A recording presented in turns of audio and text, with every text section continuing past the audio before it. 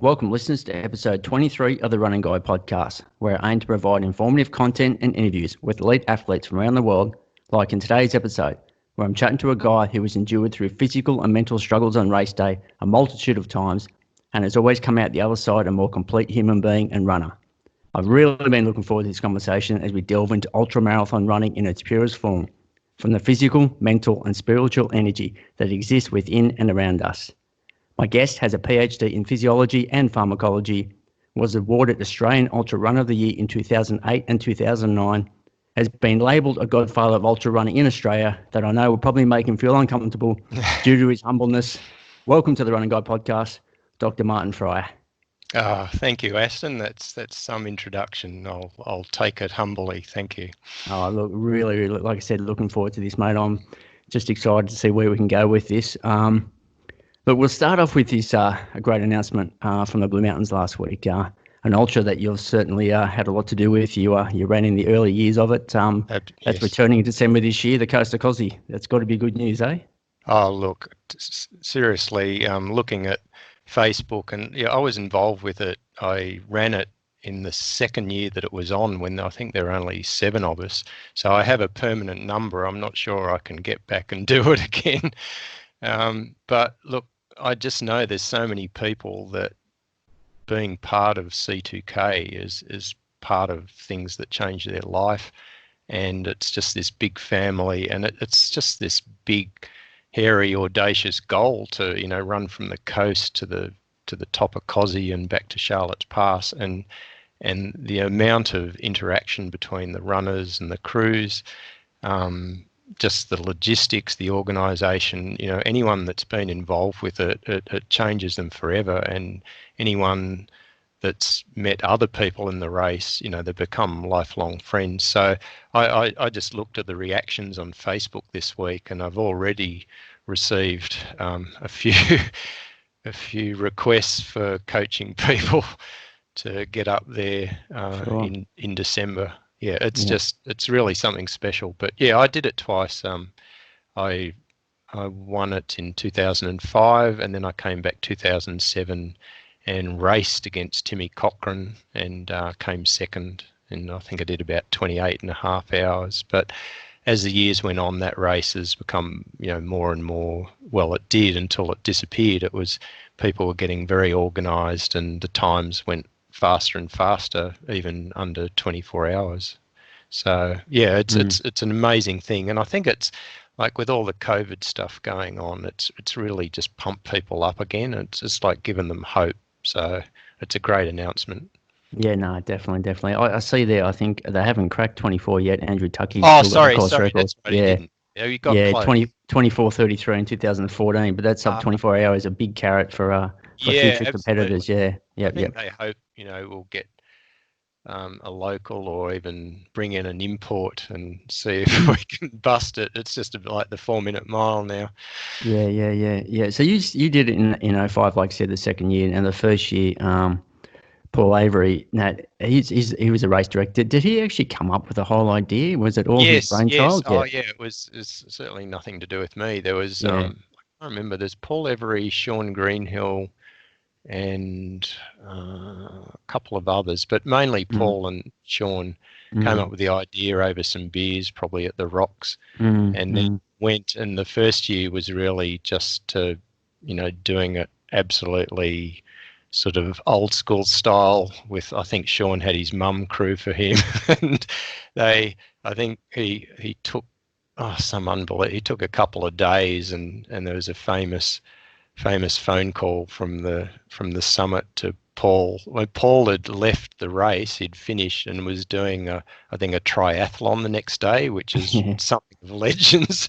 And Sean said, "I'm at the summit," like at 46 hours or something ridiculous. So it's the stuff of legends. But those guys came up with it, and then the difficulty, of course, is now. There's more and more, barriers to trying to put a race on, and they go across so many different councils, and trying to get approvals and things has become harder and harder. And there's, obviously the road plan, and certainly aside from doing it myself, I actually paced three of the people I coach in different years. So I think I ran from Dalgety to Charlotte's with Kerry Bremner, and then with Maddie Eckford, and then with Nicole Barker in other years. And the race was getting, more and more organised. You had to have flashing lights on your car. Everyone had to have fluoro vests. There was very clear rules, and people, stuck to them. But despite that, I think, it was probably a combination of getting some succession planning from Paul and Di, who had done it for many years, and it really took a lot out of them. And, just the bureaucracy of trying to get all the approvals. Yeah, there was certainly some disappointment a couple of years ago when, they were sort of forced to bring it to an end. But just to get the overseas listeners up to scratch, I'll just give them the rundown of it. It's 240 kilometres, starting in down on the coast there, Twofold Bay in Eden, and running up to the highest point in Australia, the summit of Mount Kosciuszko, which sits at 2,228 metres, which is 7,300 feet. So, 150 miles, 240 Ks, all on roads, sealed, unsealed. Pretty much fastest man wins all the way to the top there. And, running with a crew, obviously something you certainly need. But, there'd be so many stories from competitors who have done that. I'd love to sort of get through them over time. Yes, well, I can tell you that, at the end of all those races, whether I was a competitor or crew, on the the Sunday morning, Paul would have this very long award ceremony, and it really was probably one of the most amazing experiences of your career, because he loved the race so much from his heart, and he knew everyone's story, and before he'd give out awards, he'd just tell a story about every person, and I remember sitting there and just having tears in my eyes. It was just really something. Yes, it's 50 selected 50 runners as well by invitation. I remember I grew up in Sydney, and I was involved in triathlons in the early days, and I remember someone pointing out this long-haired bloke that had ridden up from Canberra, overnight to do the 7 a.m. triathlon. Was going to do the triathlon. It was Olympic distance back in those days, 40:10, and then get back on his bike and ride back to Canberra. And I just thought that's nuts. And then years later, I was looking at the coast of Cosy, and I saw some pictures of the race director, and I went, "That's that bloke that used to ride to Sydney." So I wasn't surprised that someone like Paul came up with that crazy race. But fantastic news is back on, that's for sure. Yeah, for sure. Yeah. Any idea, actually, before we finish up on that, what the total elevation is that you run during that event? That one's got me. I don't actually know. Yeah, I'm normally pretty good with numbers, but I'd say it's probably it'd have to be 1,000 to 2,000 in there total. Because even when you're up on the Monaro Plains, it's still rolling. There's rolling hills there for long periods. Yes. Yeah. Well, we're still going to run, pun intended, through your career. So I might actually just let's just quickly talk about that race that you won. Let's talk about some of the experiences that you got out of that. What was the worst thing that happened, and were the things that had sort of that happened that you just did not expect? So you're talking about Coast of Cosy or other races? No. Let's just talk about 05 Cosy when you took the win. Boy. Well, that one, that was weird because there were so few competitors. It really was like, a bunch of punters getting out and having a bit of an adventure. But I do remember that year, in the early parts going through the Toowoomba Valley, actually pushing hard against Paul, of all people. Yeah. So there's actually some old photos in that show us, pumping along the dirt roads through the Toowoomba Valley. Look, it all seemed to be pretty good. Was that the furthest you'd run at that stage of your career? So what was that, 2005? Actually, yes, it was. No, I think I'd done a 48-hour. I can't even remember now. Mm-hmm. Possibly, I think I may have done a 48-hour. So I certainly had been out without sleep you know, in events for a while. So, and that is an element that some people have trouble dealing with. But I remember, I mean, both of those years that I did it, you know, the first part, you're full of excitement, your crew's working well. I only had, the first year I only had one friend of mine, Ian Wright, who was a bushwalking friend, and he, I mean, unlike the crewing that was done in later years, you know, he'd just drive a few hours ahead and I'd just have enough on me to get through, you know, until I saw him again, and he might take a nap. Whereas, you know, the modern crewing when Coast to Cosi dissolved was like, you know, the Tour de France. You know, there were people with two crews and everything was, you know, specialist, and they had pacing plans and everything. But that, yeah, the first year was really just, you know, go as you please and have a bit of fun. But I think for a lot of people, you know, there's a turning point. Generally, most people that are do distance running and have done some longer runs can get through about 12 to 16 hours, and then it starts to get interesting. So then, you know, you're feeling fatigued. Often your stomach is not very settled, and you're needing to keep getting fuel in. And so, you know, the job of your crew is to somehow tempt you into having food, sort of to get energy without throwing it up.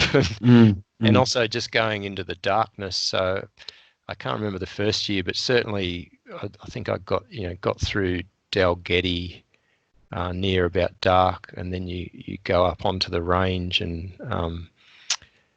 so through that night time, it's just a period of, you know, being isolated on the side of the road and finding a place, I guess, somehow to dissolve the pain and fatigue that you're feeling.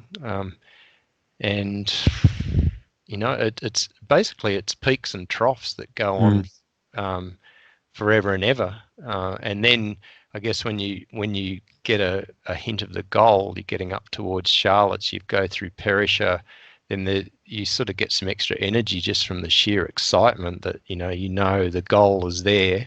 And as tired as you are, you know, you're able to sort of access, I guess, you know, some adrenaline. And, you know, I think that's the time when you really do need to think about, you know, why you're doing it. And people think of their family and friends or whatever things that push them further. And it can be quite emotional, you know, getting to Charlotte's and then heading up and then actually reaching the summit, and everyone's joyous. But the race organisers have purposefully organised it that it doesn't finish there, because often, you know, people get to finish lines and they collapse. You can't collapse up at the summit, so you've got to sort of hold something in reserve to get back down, back to Charlotte's. And it's even worse if you're racing in the race and you actually can see people, because it's an up and back. You can see how far away your competitors are. And so there's been many amazing stories of people that have done a big push and passed people on the way back down from the summit, you know, to pick up another position. Yeah, sure. Now, I haven't done the maths on the daylight, but were you coming down there in the daylight or nighttime? So the first year I did it, I think Paul had done it in about 39 and I did it in 33 something. And so it was daylight again. I think so. I have to do the maths. We're certainly going up and down in daylight, but, you know, the people at the tail end of the field, it's tough for them because they're into their second night. And I think the cutoff is like 3:30 in the morning, and you know, for some of them, you know, the conditions can change so radically up there, and it's been people up there in just horrendous, you know, nighttime conditions. So you can imagine what they're going through. I think for myself, I made a resolve that if I couldn't sort of finish in daylight on the Saturday, then, you know, I'd probably just drop. So it was sort of one of my motivations is if I can't bloody push it through and get there, I really don't want to be out there being miserable on Saturday night. Sure. Yeah. I was just looking. So you took 31 hours and 55 minutes. So let's say roughly, you would have been Oh, finishing about 31, that's right. Yeah, it and would then have I been came, about 2 o'clock in the afternoon if you were starting yeah, about that's 5 or correct. 6 in the morning. Yeah, Yeah, and then I came back 2007 and was a bit better prepared. And yeah, Timmy yeah. Cochran, 28 and a half. That's yeah, fast. Timmy Cochran came along, and it Yeah, was yeah. funny that year because he actually decided to take a bit of a sleep near Thredbo River, and his crew saw my crew car coming and woke him up, and he ran scared to the end, and I think he almost put 45 minutes on me, and I was trying to chase him, but I was pretty stuffed. Yeah, okay. But it was good, yeah. Yeah, it would have made it a little bit more interesting, something else to think about, turned it Yeah, into a race. Yeah, for yeah. sure. If you can race going, Yeah, yeah, sure. it's all uphill there from Yeah, Thredbo River. So yeah, yeah, yeah. All right, let's go back. When did you sort of find your way into like endurance running, and were you sort of involved in any other sports before uh, that? yeah, I mean, running in general, I guess, I owe it to my dad, who unfortunately passed away this year. But he used to take myself and my sister. We lived in Randwick and Coogee in Sydney, and he used to take us for a run, sort of 1.5 k to the beach, go for a body surf, run home, and that really set me up with the idea that exercise and running and stuff was fun. And then I guess I ran a little bit in high school, but nothing longer than about city to surf. I tried to do school athletics, but I always kept getting beaten in 800s and stuff because I had no speed. Um, and then city to surf, suddenly I started getting into my element. So then I knew I was a real slow twitcher, and I was beating people, that were many years ahead of me. And then that sort of disappeared. I did university, did my PhD, and did postdoc studies. And while I was in America in it was about 89, 90, I started running with the Hash House Harriers there in the Bay Area. So that was sort of like running and drinking beer. Mm-hmm. And I've discovered there were these amazing trail races in the Marin County there along fantastic trails of Mount Tamalpais and stuff in the Bay Area. And so I started doing 15K trail races, 20Ks, and then got in with a group that were sort of training for marathons and stuff. So I did my first marathon in Sacramento in 91. Yeah, 91. But I hadn't really thought of ultras then. Mm. The funny story back then is I was doing a training run with some people around Mount Tam, and we ran into all these old crusty guys, and we'd done a 30K run, and we thought we were pretty cool. And these guys were doing like an 80K training run, and they were training for Western States, which I hadn't Okay. even heard of then. Yep. So the great irony is I left there thinking these guys are absolute nuts. And, in 2007, I went back and I raced Western States myself. So, be careful how you judge people. Yeah, no, I definitely want to get to Western States. Yeah, I sort of have a lot of interest in that one. Yeah, you mentioned you moved over to study there in Berkeley, California. So what was the reason for going to the States to study? Yeah, so I did my PhD in basically skeletal muscle physiology and looking at differences in fast and slow twitch fibers. And Mm. then I was measuring calcium changes because calcium's what controls muscle contraction when it gets released in the muscle cells. So then I was still interested in calcium, but I went to work with in a really high-powered lab looking at calcium, but how it controls nerve function at University of California, Berkeley. So I was looking at how calcium actually controls the excitability of neurons in your brain.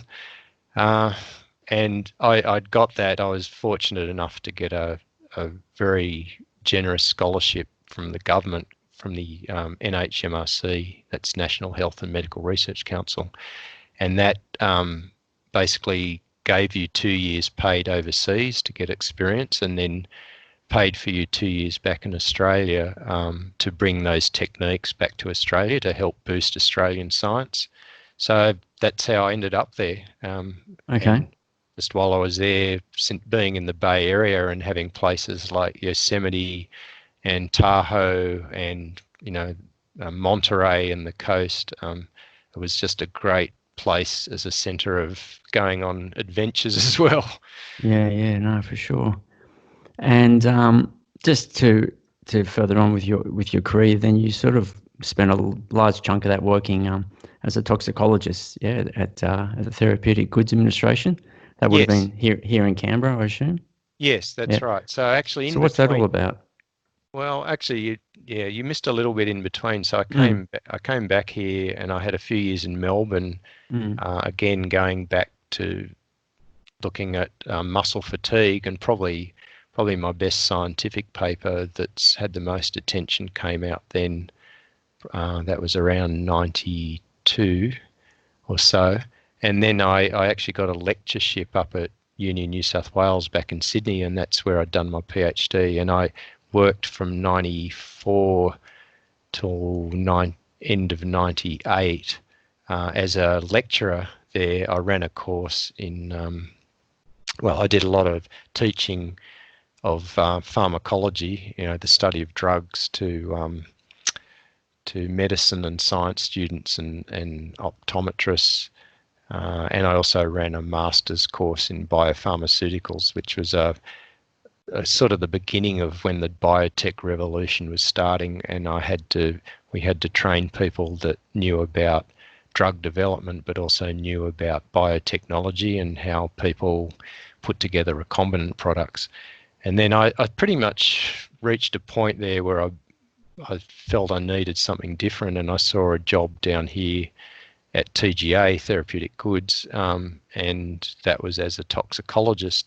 So this job is, TGA is the medicines regulator, and we're in the prescription medicines branch, and we see all the data that comes in to support a new medicine about to go on the market, and we scientifically look at all the data. So look, there can be 20, 50,000 pages of data. And in the toxicology, we look at stuff like how does the drug work, what organ systems are there toxicities in when you really push the dose too high? Can it cause tumours? Does it have potential for causing birth defects? So it's a very full-on mental job, but it's a really wonderful job. At the moment, I'm actually on leave, just taking a few months long service leave and wanting to reset some of my coaching and timing and try and get my own body back in shape a bit. But look, it's a wonderful job, and I've been very lucky to be part of that organisation, because the people there are very altruistic, and we really want to just do the right thing for public health. yeah, sure. And do you think sort of having that wide range of sort of knowledge on how the body sort of absorbs and responds, more under load at a cellular level, sort of, Yes. and the muscles and that sort of helped you sort of understand how to train yourself as an athlete? Yeah, look, I think it does. And I think there's so much now out on the internet that anyone can probably get access to any information they want on that stuff. But I think that's where the problem lies, yourself as a coach, is you can find a lot of conflicting information, and this is the problem of the internet, like what is real and what isn't. And there's clearly times where seem to be conflicts in the information that's out there. So I think at least my job is to do critical analysis. So at least for myself, I can look at some stuff on the web and say that's just complete crap, or that's marketing, or that's X, Y, Z. Yeah. But look, beyond all that, despite everything we know in the science, as well as I do, every person's an experiment of one, and essentially as a coach, your job is to give people the boundaries of how to experiment on themselves and understand what works and what doesn't. It's not about telling them what to do. It's like, look, you've got this amazing body. You've been blessed with these wonderful traits. So why don't you go and just, do these experiments on yourself, with training, and then of course into the, mental stuff, and then the spiritual stuff. And that's what really gives me a buzz, is getting people and getting them excited, and then seeing them take that next step up, that next level, and understand, it's not even about running anymore. It's about being a good human, and being aware and serving and loving, and being curious and open and accepting what's going on. Those are all parts of the mindfulness thing, I think, that you sort of discussed with me. Yeah, and it's certainly, I'm going to definitely want to delve into that further. I guess talking about from a coach's side of view, I think you're probably better at doing that than most. I find it's amazing how many people I find that do actually just want to be told what to do and don't want to put any effort into learning. And Yes. It can be frustrating for myself, where I spend a lot of time talking to people, and then it doesn't seem to make a lot of difference. It doesn't seem to sink in. Maybe you're better at getting them to absorb it than what I am, but you're just trying to get them to understand it's not necessarily about the physical thing. There's a lot more going on than that. But trying to get that penny to drop, I really struggle with. So I might have to have a few long runs with you and absolutely. absorb. And everyone's different. There's some people, honestly, when you spend enough time, some people are never going to get there. That, just the way they live their life, and it's very much all about me, and about control, and doing everything by willpower. And so I'm lucky, because I don't have, for my coaching, I'm not doing it to have to support myself. So I have very few people, and I actually send out, when people approach me, I send them quite a long questionnaire, and people are blown away by it, because it asks them about everything. Ask them, what are your fears? What are your spiritual beliefs? Aside from the obvious stuff like what injuries you've had and your training, and how do you fit running in with your work and family.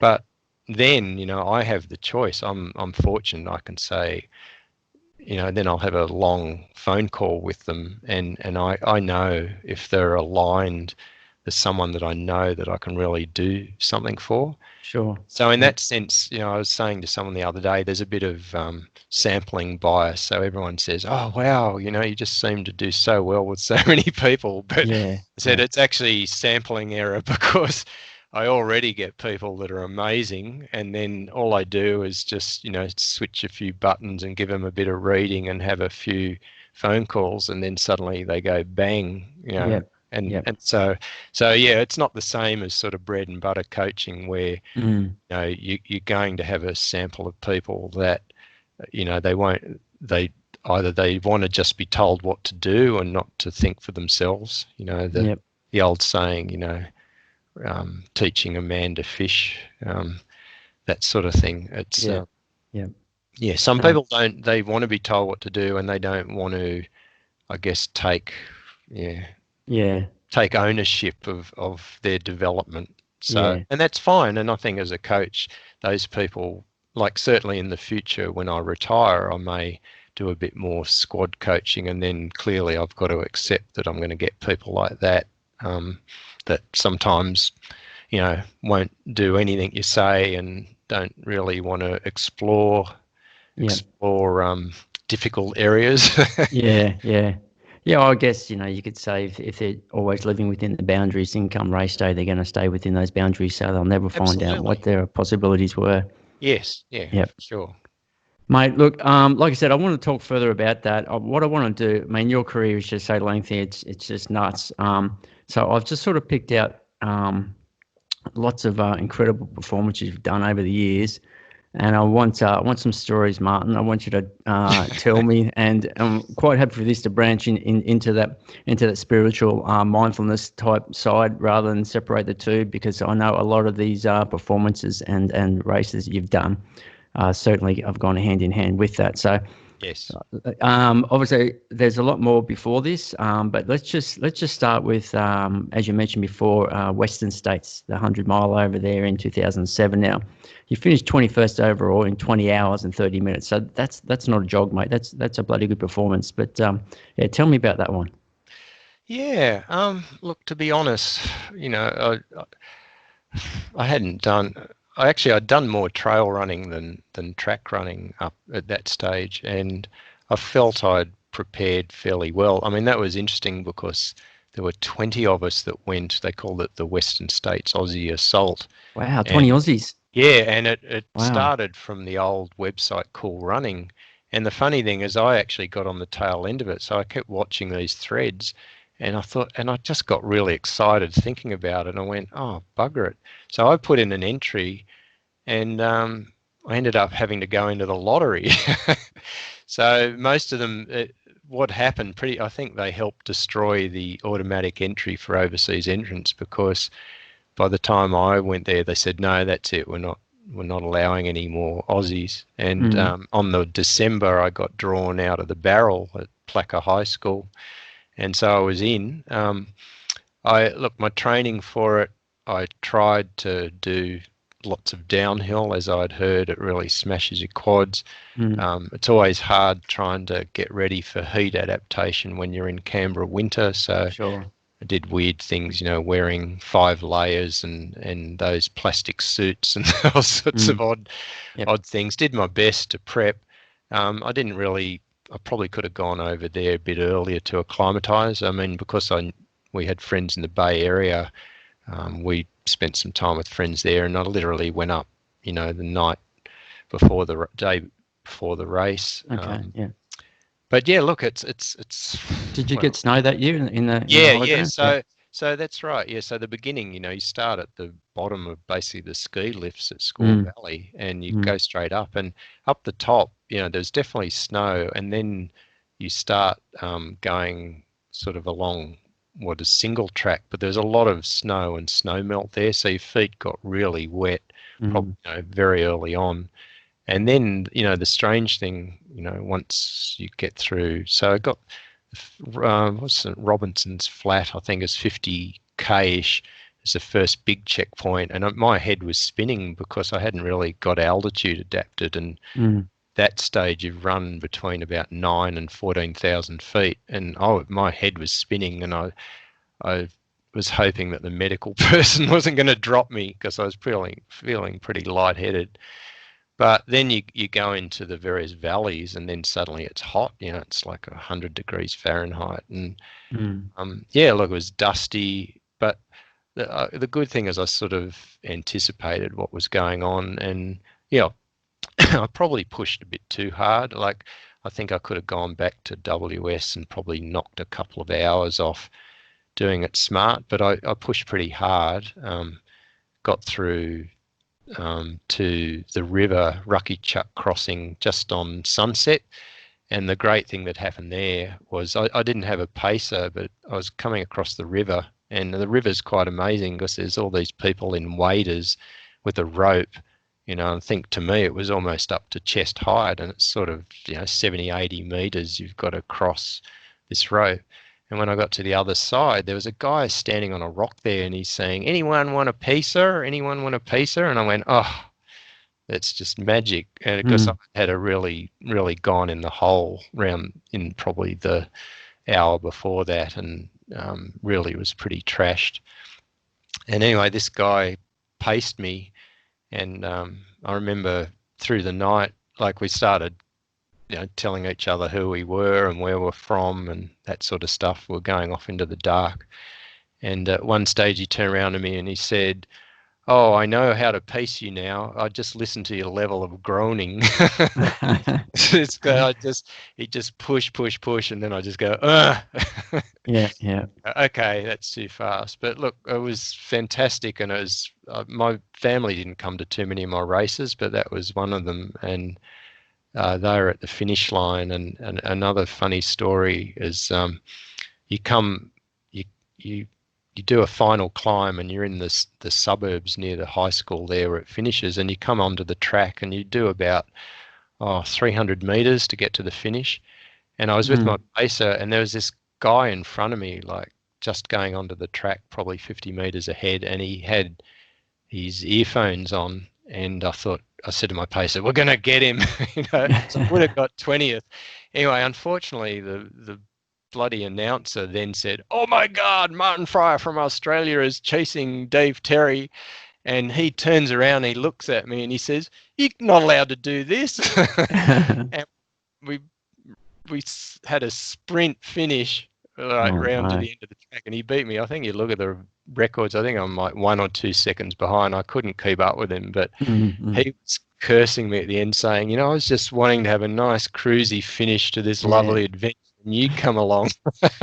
Dropping a 64 final 400, Yeah, but, no, probably not. It felt like 3-minute K, and it was probably 5-minute K. But and the beautiful thing was to come through the finish line, and my wife, she was crying, and my son then.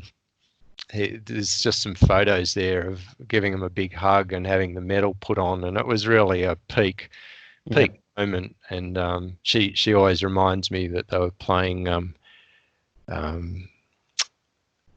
Jeff Buckley, Hallelujah. It's a classic, that one. She just said, "Oh my God," she was just bawling her eyes out. That one will do it. Yeah. So just quickly, any reason why you didn't go back? Just the way life unfolded, or? I don't know. I just felt like I'd done it, and it was just getting harder and harder to get into, and that was around the time when I was thrown headlong into all the international repping Australia stuff. So it really happened.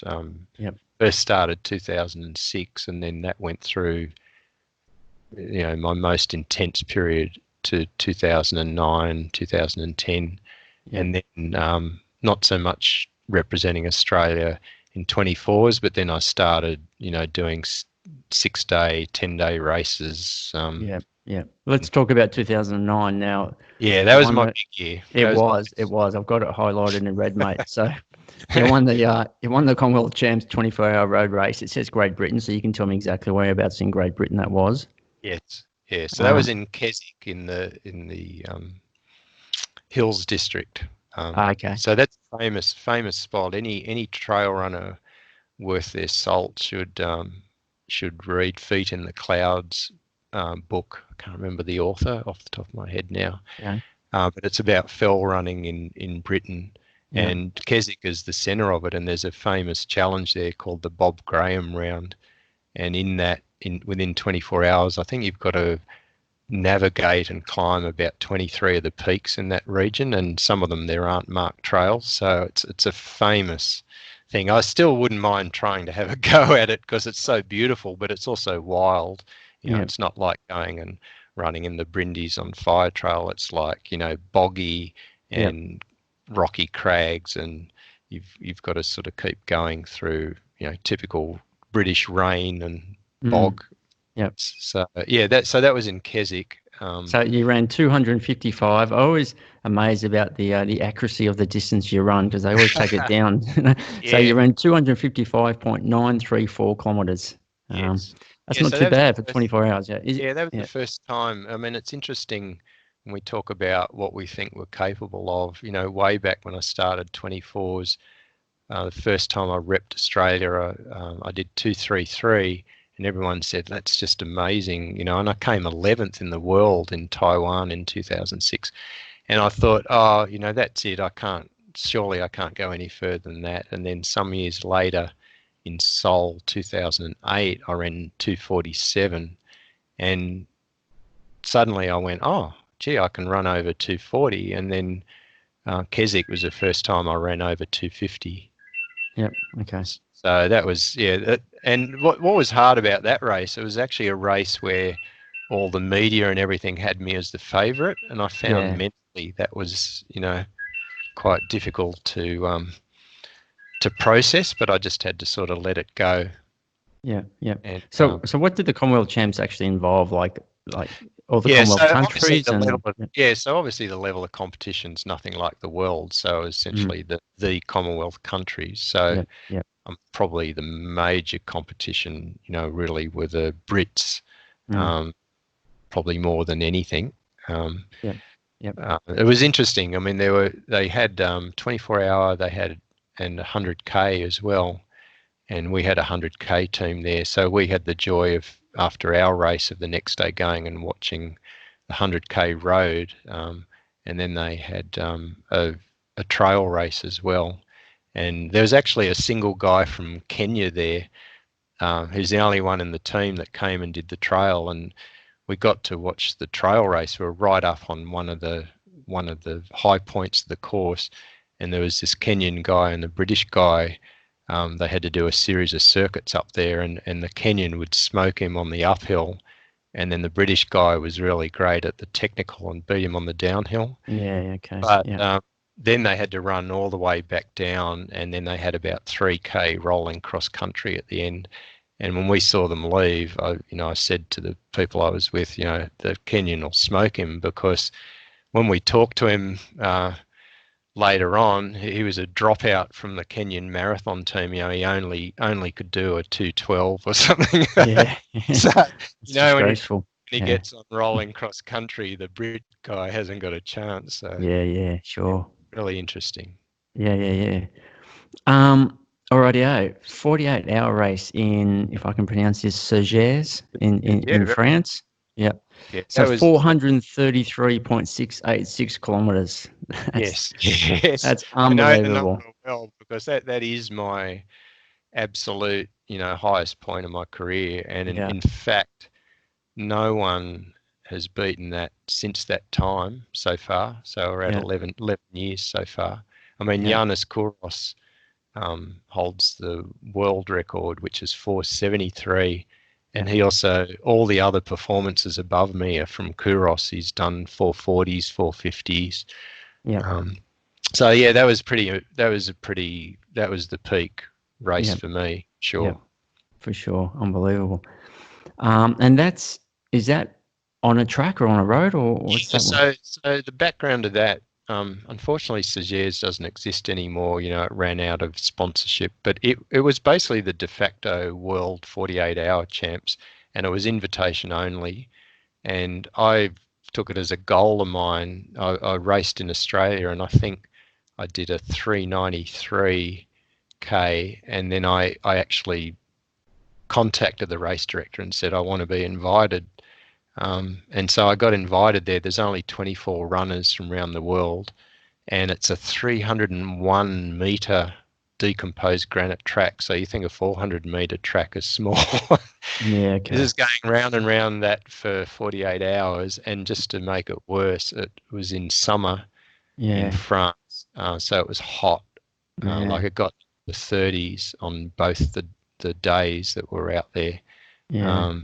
They don't let you change direction halfway to load up the other side of the body. Yeah, I'm trying to remember that one. Most of these races change direction every 4 to 6 hours. I can't remember whether it was 4 or 6. But yeah, it's pretty intense, mental and physical game to go around a 300 meter track against the best in the world. I don't know. There's something special happened that race, and I guess. I say to people that I coach, one day, everyone's got that perfect race in them, and you don't know when it's going to come. But when you get a sniff of it and you've actually got a chance to win it, you've got to go for it. And that's what happened to me there. I didn't have any crew the first day. I was making up bottles of horrible warm Perpetuum and other stuff. Yeah. And I did I had this run walk strategy. In fact, I had some of the locals that were booing me because my strategy was to run, I think it was run 4 laps and then walk a whole lap. Okay. And all the French people were booing me and going, allez, allez, allez, allez. They thought I was piking out already. But I gradually moved through the field from, I think I was back about 15th out of 24. And got to the end of the first day, and I'd done 224K, and I was still coming 4th with 224K first day.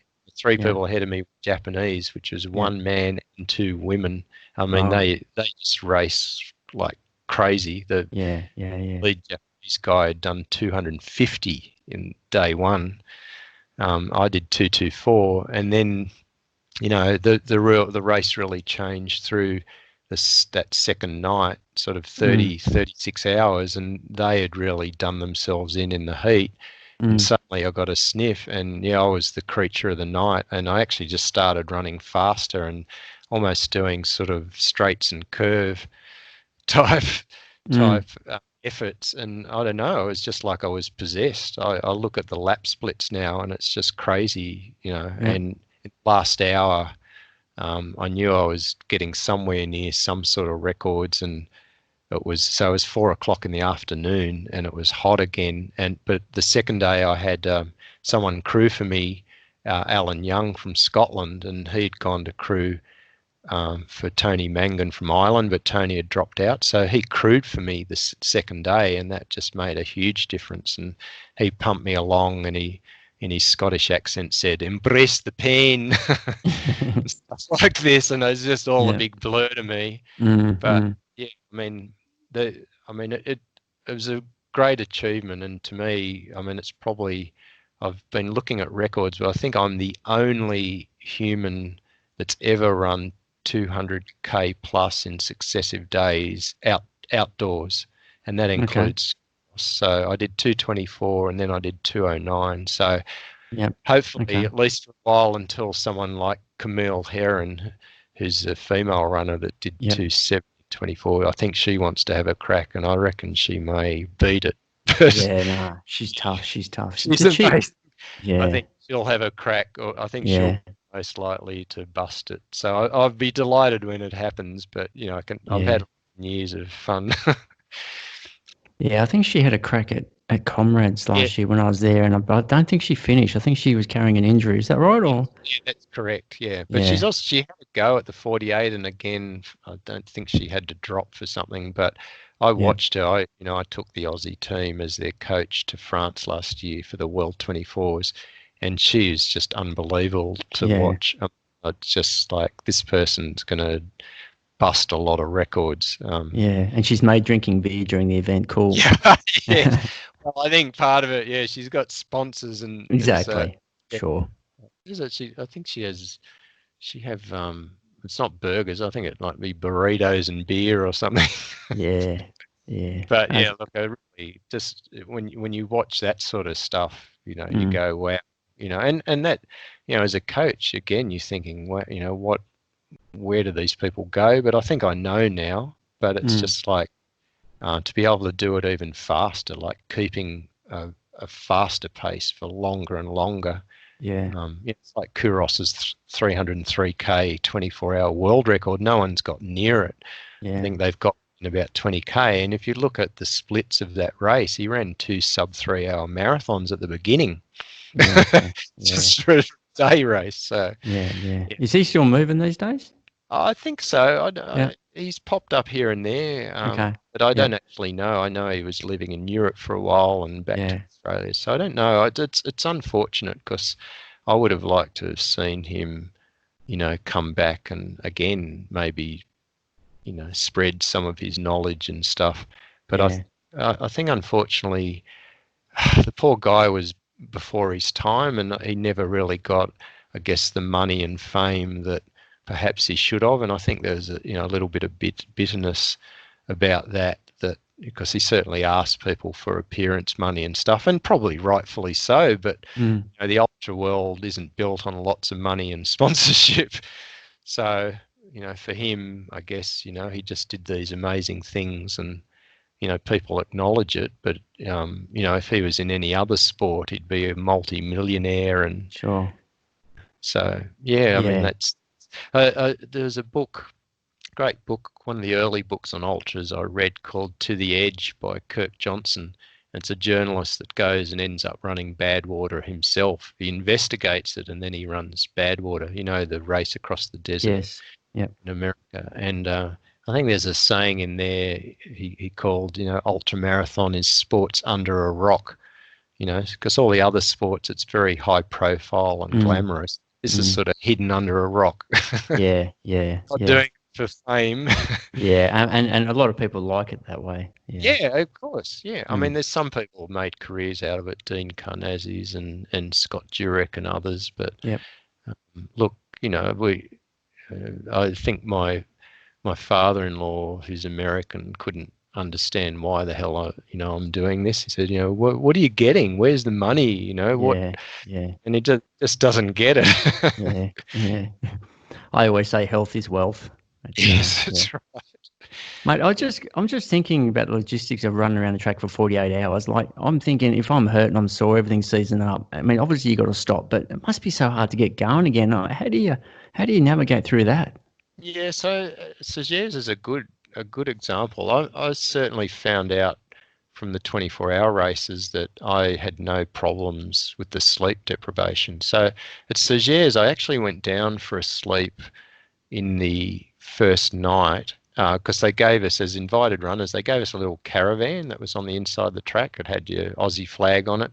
And I went in and I tried to lie down and my head was spinning and my pulse was pumping in my feet. And I was burning up, like your metabolism's just going crazy. Mm. And I probably had 10, 15 minutes and I just said, I might as well just be out there. Like this isn't happening. So I just went back out and never went back in again.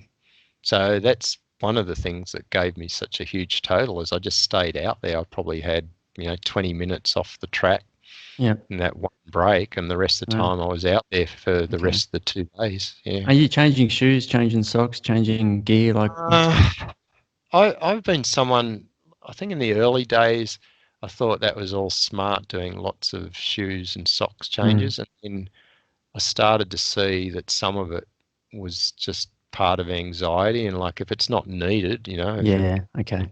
don't fix it sort of thing. And I Yeah. know some runners, they sort of in a very, you know, controlled manner have their schedule and I'm going to change into these shoes at Yeah. 8 hours, but often it did them damage.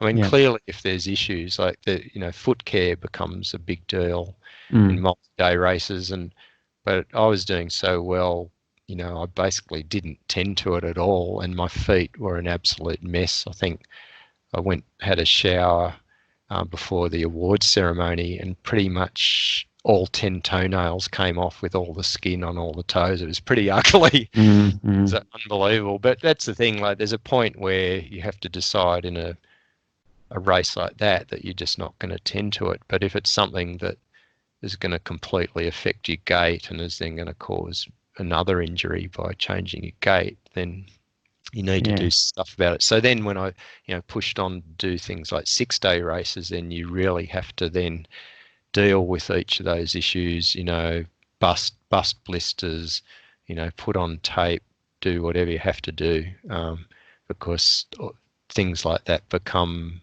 things that will put you out of the race eventually. Yeah. Sure. Um, 2010. Obviously you're very good at going long, but you've also got a bit of speed in you. 6 foot track, you've gone 3:46:36, finishing ninth. So obviously you can tick over pretty strong as well. So that's mighty fine running as well. Yeah, I think that was sort of the golden period. I think, Arthur Lydiard certainly, and I think maybe Percy Cerutty knew that for a lot of people, if you can do sort of 5 to 7 years of a lot of aerobic work and not have many injuries, that's sort of your peak. And I think to me, when I look back at my career, that I was peaking in 2009 and 10. And so, I could run fast and I could run long and I was just bulletproof basically. Yeah, yeah, And it's interesting. It's just that aerobic base. yeah, yeah. I You weren't remember, doing any extra strength in the gym, or it was just all no, running no, hills and yep, I did no gym work, no stretching.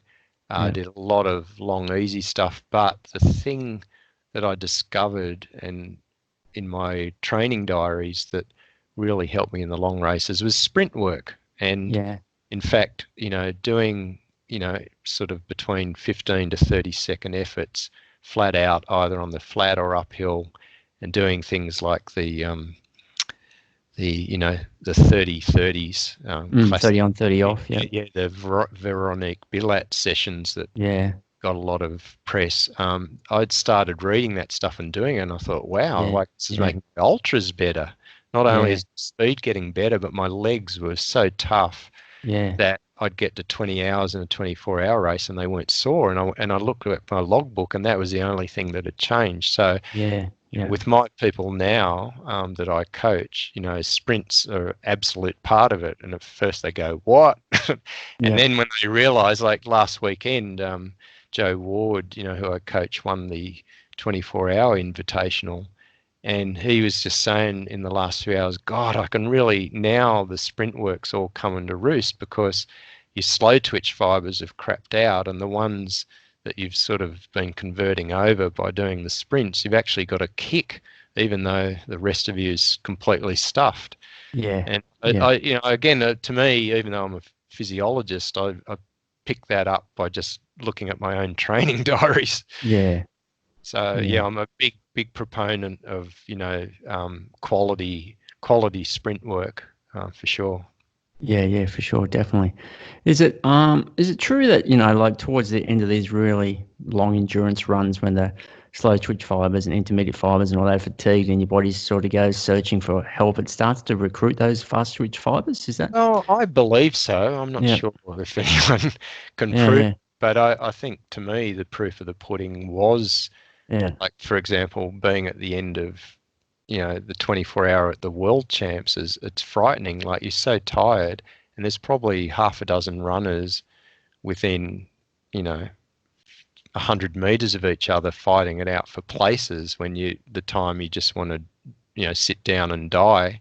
And so you've got to have a kick, and that's, I think, that's when it all sort of came together in my mind. So whether that is the actual physiology, I think you certainly can recruit some different set of fibers, I think, in that situation. And unless you've done it before, because it's got to come, first you've got to have the central command from your brain to be able to do it, and a bit of adrenaline, and caffeine helps as well. In the last 90 minutes, I just crank up the caffeine and sugar and just go, you know what, this is it. This is your moment.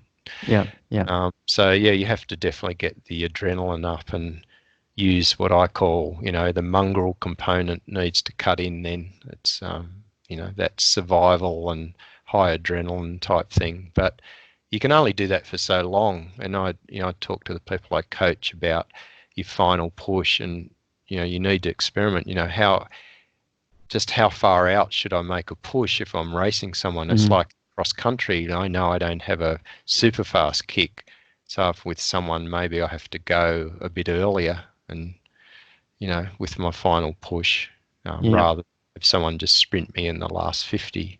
So it's the same sort of thing, but on a different scale. 24s. I always go wide so they can't grab your shoulders and go past them. Yes. Mate, 2011, the Sri Shimnoi 6-day race over there in the States. Tell us about that. Oh, wow. Well, so look, I'd had one shot at a 6-day before that. I think it was the year before, 2010. I'd gone over to Bornholm, the island off the bottom of Sweden, and had a go. And I really went way too hard. I'd done 300 miles in under 3 days at the beginning. Like, I just went nuts. I think I did 486k in 70 hours. So it's 300 miles back to back. But I had Achilles stuff, and it absolutely destroyed me. And so I dropped out basically halfway through my first go. So then, I'd heard about the Sri Chinmoy races and a lot of good things. And it was also a race where it looked possible to crew for myself, because it's really difficult to get someone to spend time to crew for you. Most people are busy. You're going to take a week of their leave to come and help you run around a circle in New York. I went there. I was well trained. I pushed hard, as I guess from my 24 and 48-hour pedigree. I probably went out too hard, but I basically burnt off most of my competitors fairly early on, and it was all going pretty well. And then with about a day and a half, 2 days to go, I got food poisoning. So a guy, a legendary ultra runner himself, Trishul Cherns, had been helping me out sometimes and going and getting some bits of sandwiches and things and putting them on my plate as I run by and pick them up.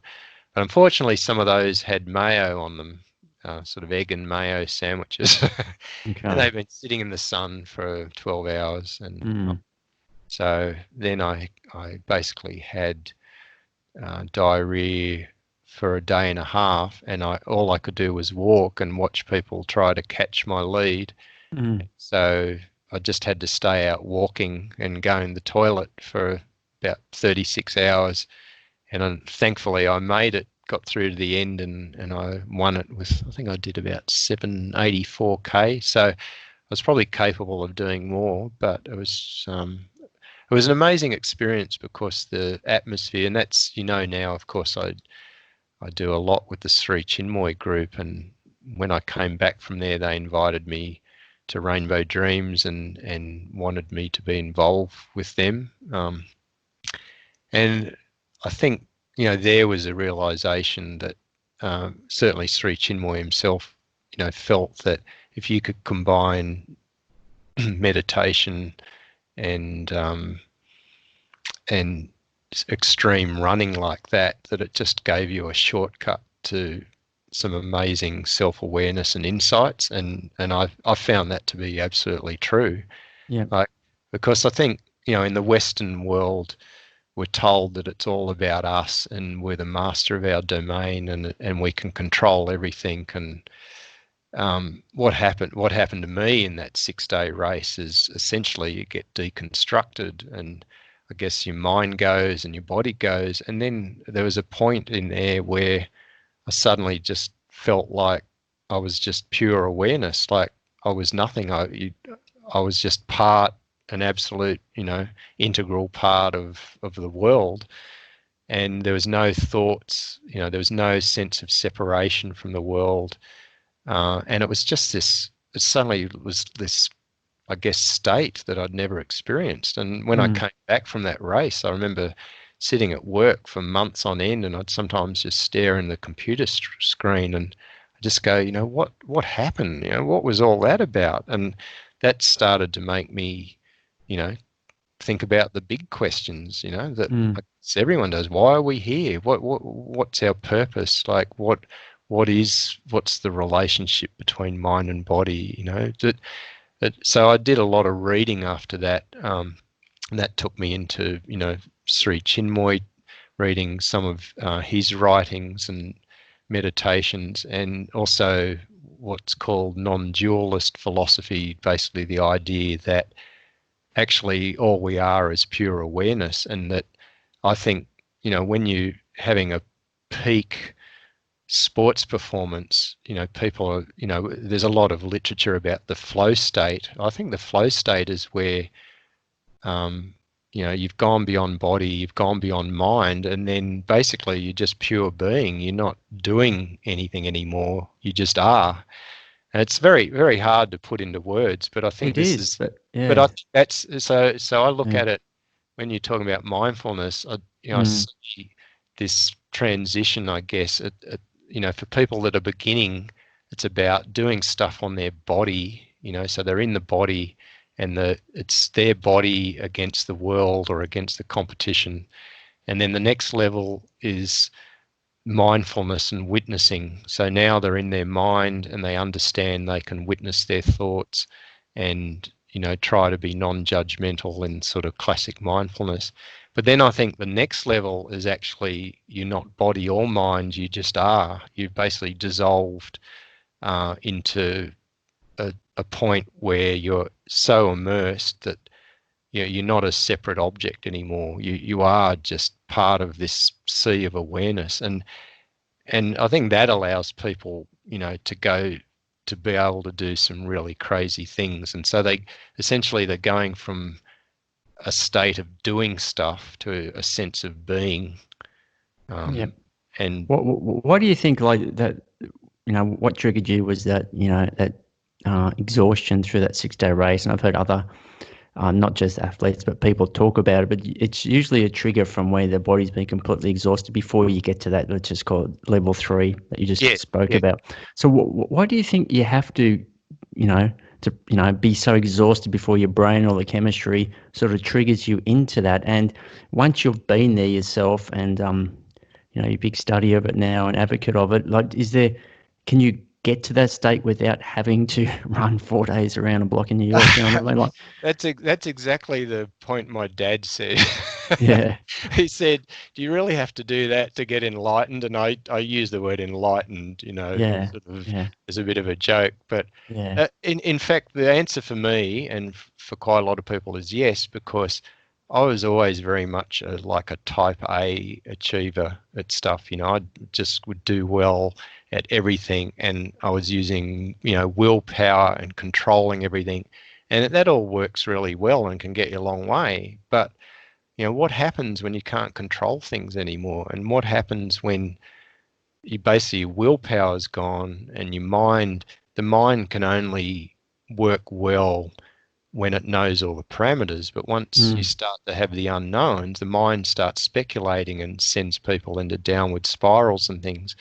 But when you're so exhausted where you haven't had sleep for 2 or 3 days, and so in a way it forced my ego and the things that get in the way, basically it just destroyed them. And look, I'm sure some people exist in everyday life in that lovely state, so there are some amazing people that just have that poise and peace that's natural, it's not artificial, and they know that already. And I say to people, the idea of this business of separation is you're going for your morning trail run at sunrise, and you see the sunrise, and it's just perfect.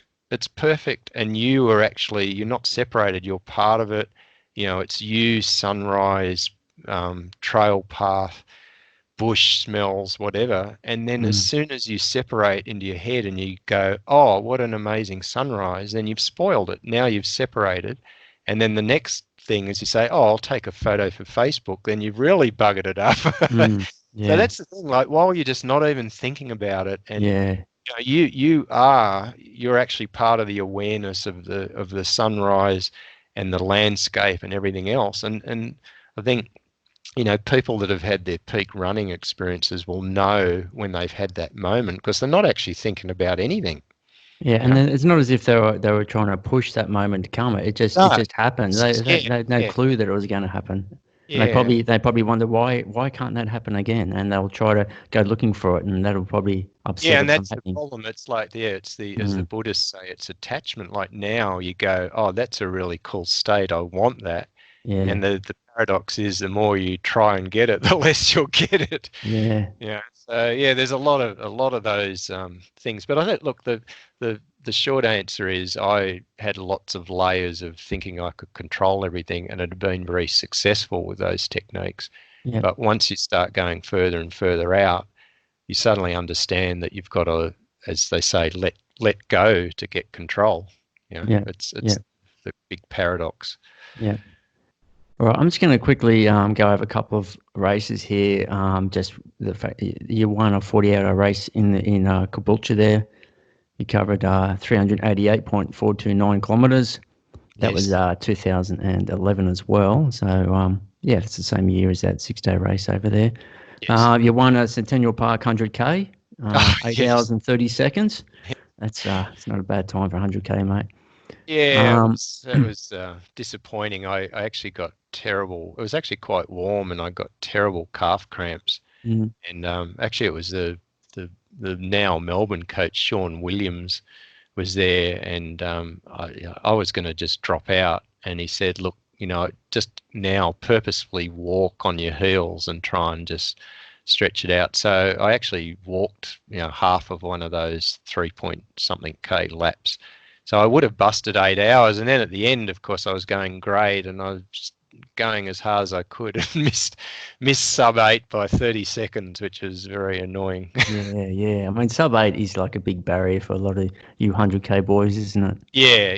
I Yeah. mean, like, again, I didn't have blistering speed, but Yeah. I had good stamina, and I guess I never really focused on the 100K Yeah. distance.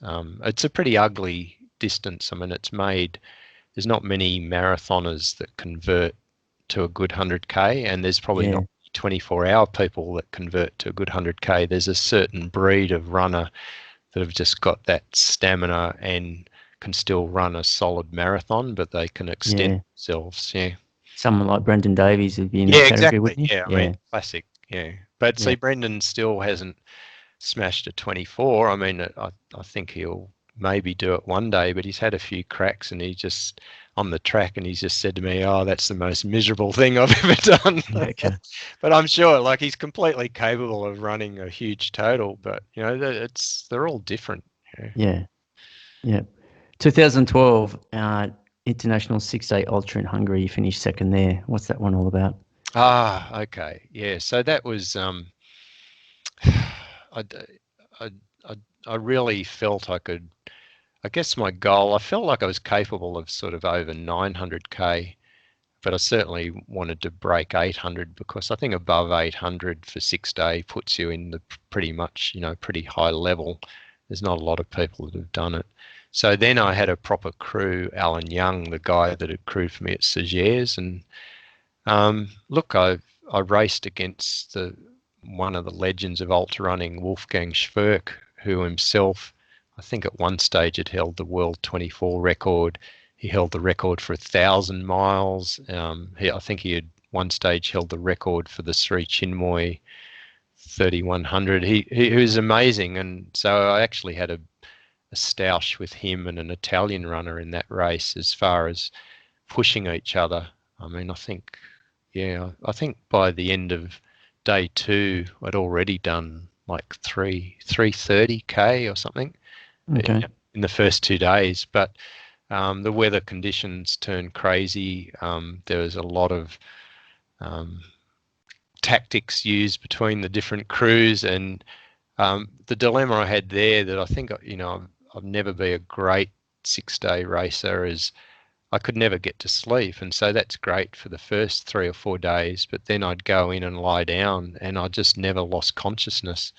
So I actually got right through to the last night, and I think I passed 500 miles, which is about 804K, at like 2 or 3 in the morning, and the race was going to finish at midday.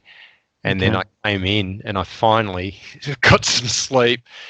So I pretty much trashed my race. I was clearly in outright second, and I was like 60K behind Schwerk, and he got a bit scared on the last night that I was catching him, but I was just completely wrecked with 5 days of no sleep. Yeah. Is this a road loop, or is it on the track again? Or? So that one, yeah. So that was a loop on. It's at Balaton Fured. Is this Lake Balaton? If you look at a map of Hungary, is this big lake in the middle of Hungary, and it's sort of a couple of hours away from Budapest. And there's all these beautiful sort of holiday parks and camping grounds on the lake on the north shore. And this basically used the paths that went between the cabins at that venue. So it was sort of a windy, almost 1K loop, as I remember. Yeah. So you're just going round and round that. I don't think there were direction changes. I think that was all one way. Yeah. So it wasn't an easy course. It had a little bit of a hill. It was very dark at night, and I can honestly say I saw gremlins and goblins on the last night.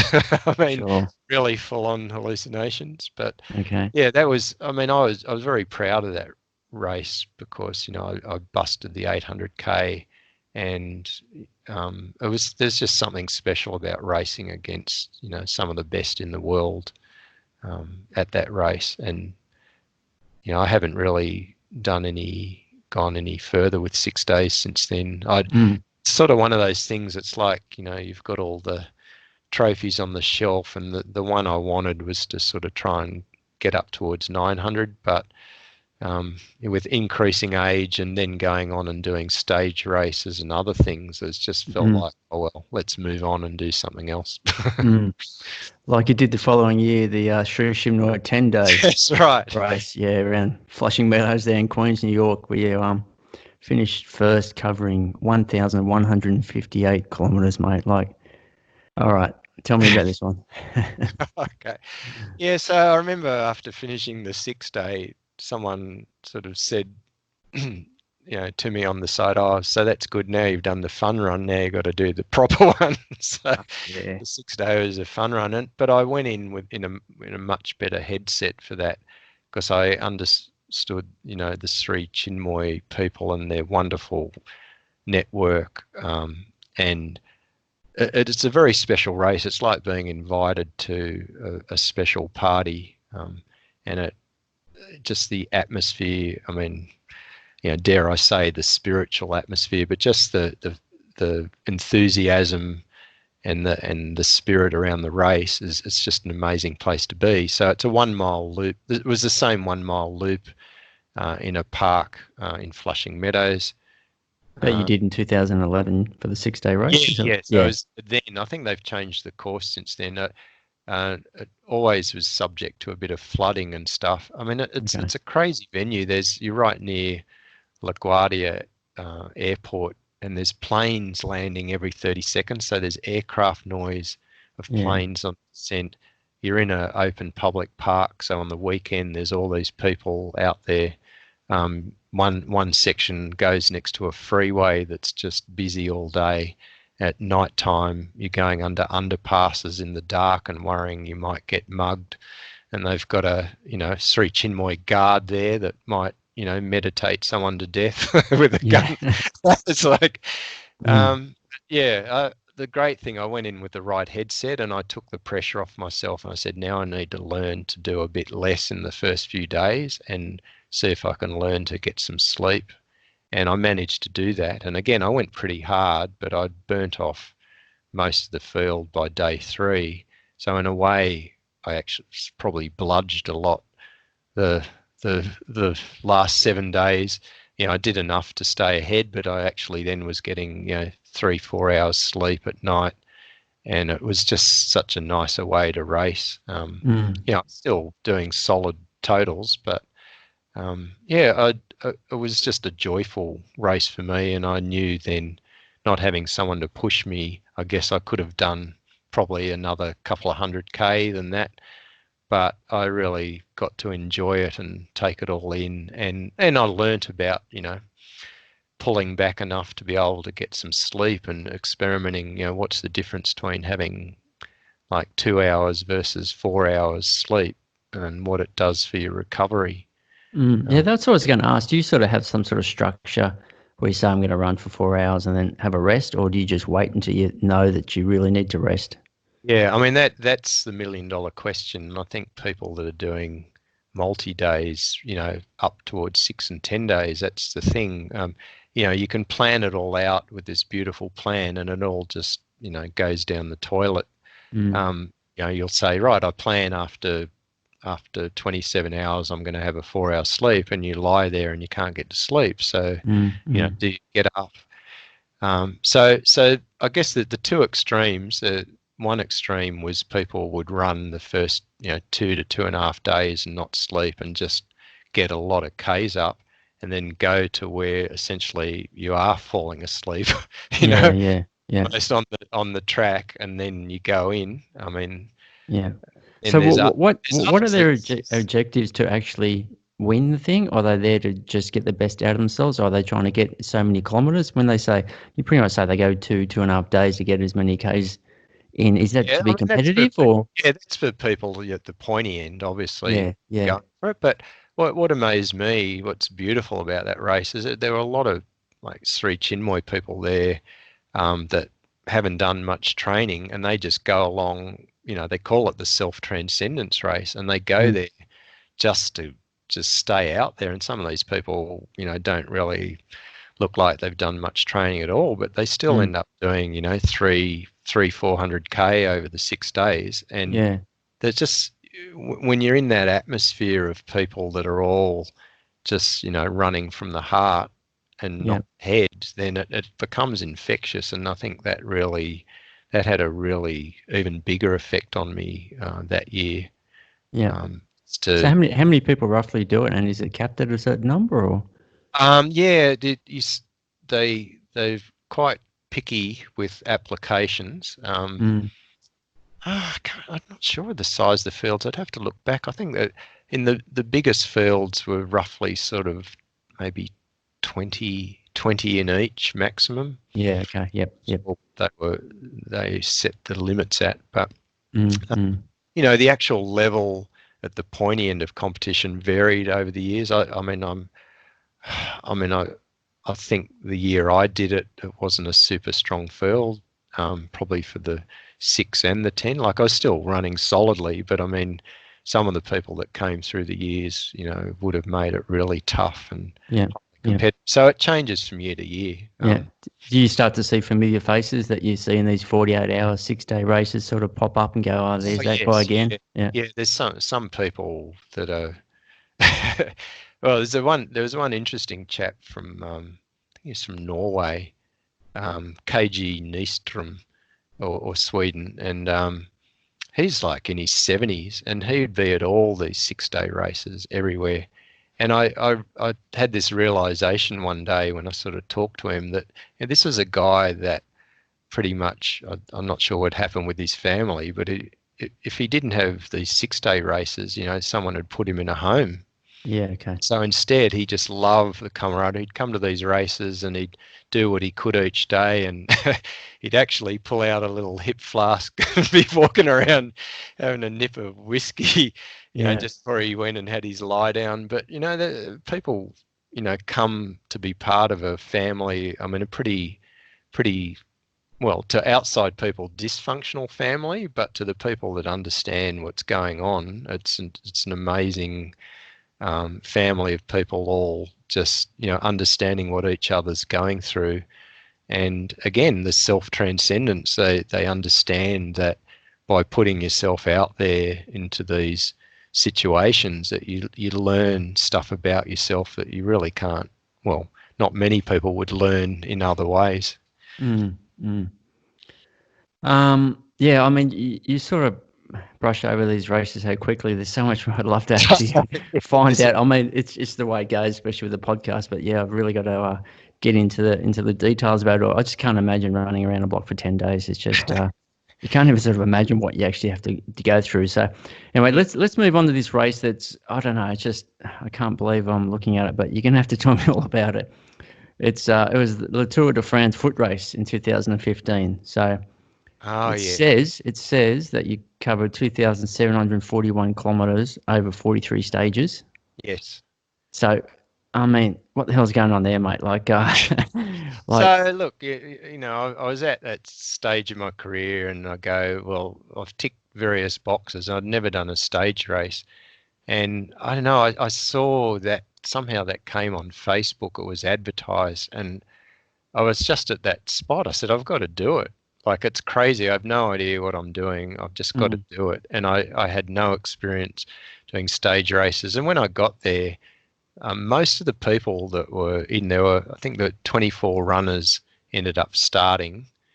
And most of the people, some of them, like the guys at the pointy end I was racing, they had run across Europe. They had done like Trans Europe and Trans Gaul and all these amazing stage races. So they were sort of like very knowledgeable about it, and I just came along and not really know what I was in for. Yeah, so it started in Paris. 24 runners started, and essentially it was a big clockwise loop around France, and it covered what apparently was very close to the course of the very first Tour de France cycle race, because okay. they've changed the course all over the place. They've had northern and southern sectors and things.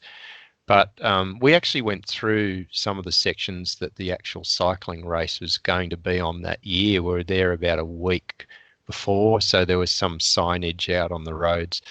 But effectively, it was 43 days. There were no rest days, and that was the killer. So, unlike the Tour, like as soon as you started getting a niggle or injury, you've somehow got to deal with it when the next day you're going to could have a 75k stage.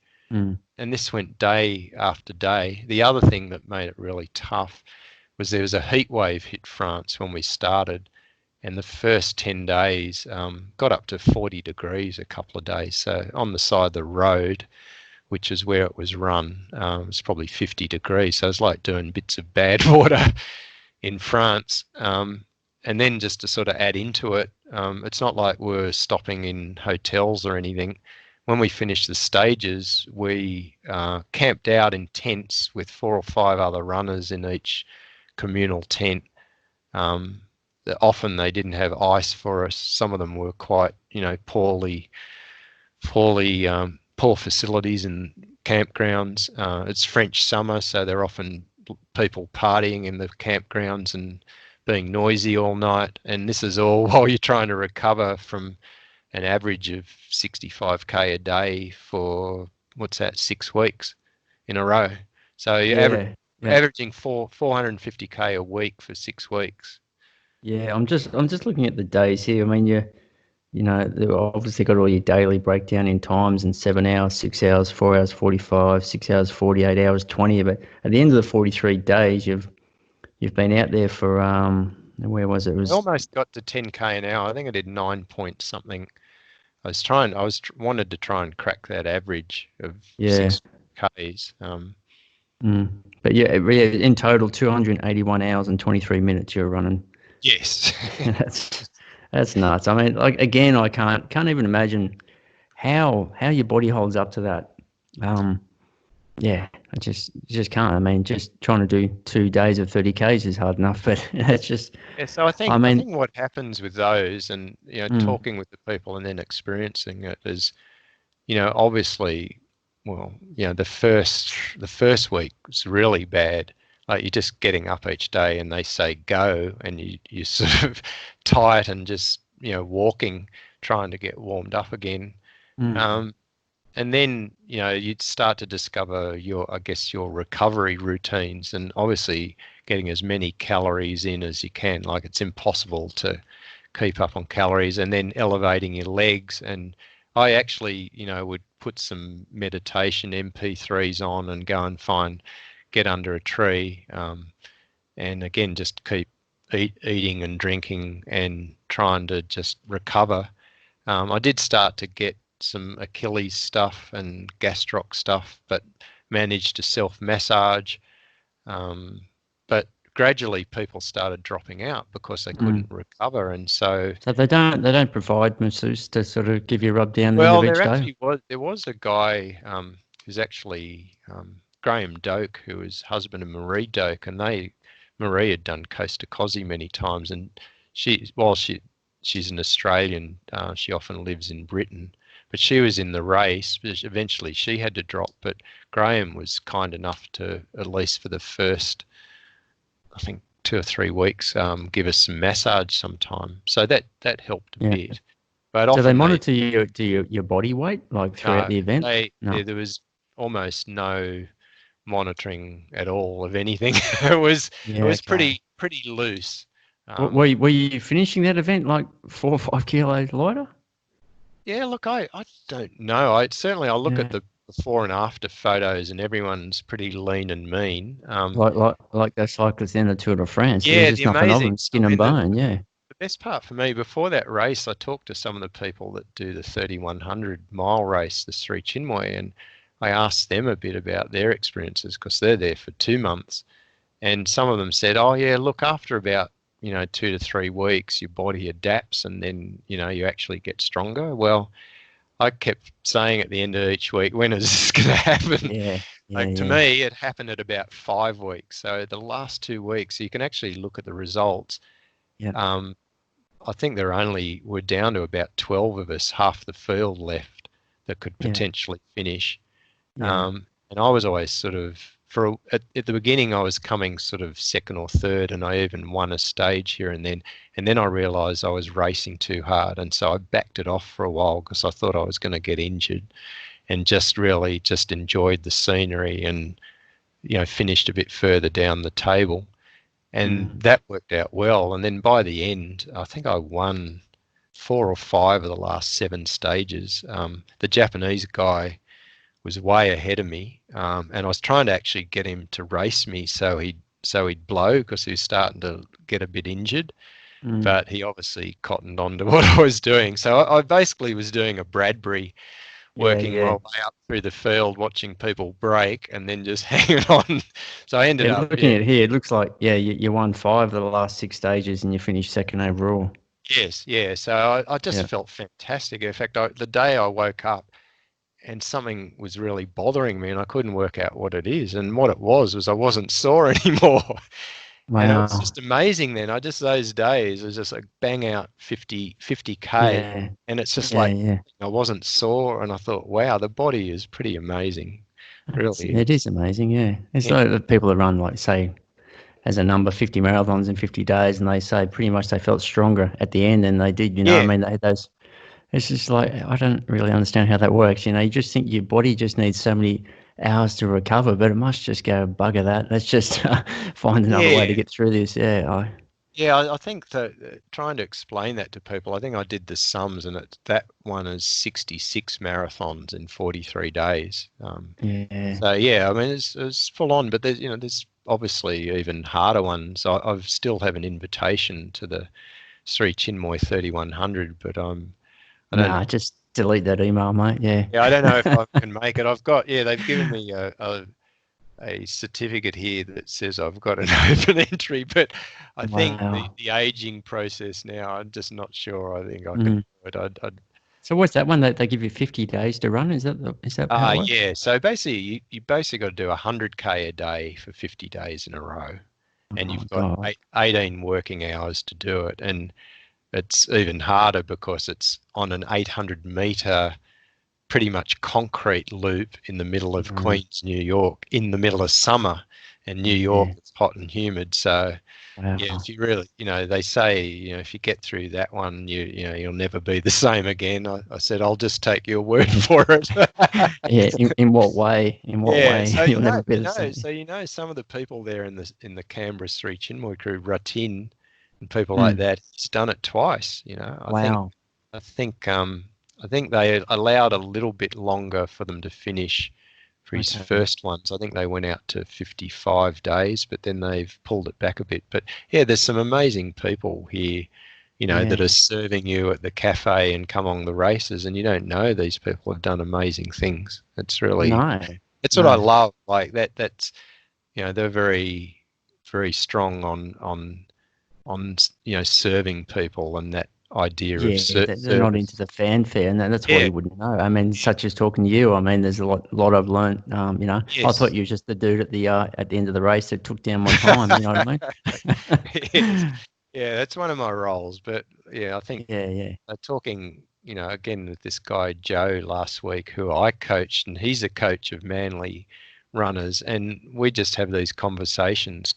Literally just saying, look, our purpose is to inspire people, to have people have these realizations and be better humans, and that it's a domino effect. And, we know what our life purpose is here. That's part of it. So that gives you the energy and enthusiasm to contribute however you want. So I can contribute as a runner, as a coach, as a helper, as a timer. I just want to be around humans that are aspiring, to amazing things, and just learning about themselves. So, it sounds simple, but it just gives me purpose. Yeah, for sure. And as you know, if you know they're absorbing that energy and it bounces back to you, then you just get this flow, and you're just like two little kids. You know what I mean? Because you just know they're understanding what you're saying, which is rare sometimes, and you go, wow, this person's getting it, and that energy comes back to you, and then you bounce it back to them, and it is a great feeling for sure. It is. Yeah, and I just want. Yes. Yeah, no, continue on. I mean, I guess there, for people that are getting coached, it really is nice for them sometimes to let their coach know if they've done something special. And I think that goes for life in general. People that have mentored you or been special in your life, don't wait till they die and it's too late to really tell them from the heart of how they've helped you, because then that's just such a boost to them. That they're not doing it out of ego, but it just has that compounding effect, and you go, oh, you get this little burst of light, and you just want to do even more. Yeah, yeah. Yeah, starting with your parents, if they're still around, would be a good start. Yeah. Absolutely, yeah. Look, everyone. In fact, I'm on this long service leave break for a few months now, and that's on my checklist here is people in my life that I haven't got back to for ages, and that's exactly it. Like, have the phone calls and just let them know, because a lot of them are getting on now, and I just go, God, it's hard in the modern world to keep up with everyone, but don't leave it to too late. Yeah, for sure. Look, mate, there's one other historical run that you did I want to cover, mate. It's the Spartathlon. Over there in Greece, mate, 2016. So 246 Ks from Athens to Sparta. Yes. Retracing the steps of Phidippides back then. So tell me about that race, mate. I've sort of read about it. It sounds insane. I actually didn't realise you'd done it. So yeah, please fill me in. Yeah, well, it had always been on the bucket list, and I sort of, as with the aging process and that, I thought I probably had, one more crack at it. And look, I certainly the Europeans are obsessed about Spartathlon, and you look at the field, and the Japanese as well, and the Americans. There haven't been many Aussies that go over, which sort of always bemused me. I think Paul Every was one of the first to go from Australia, and then Joe Blake and a few others.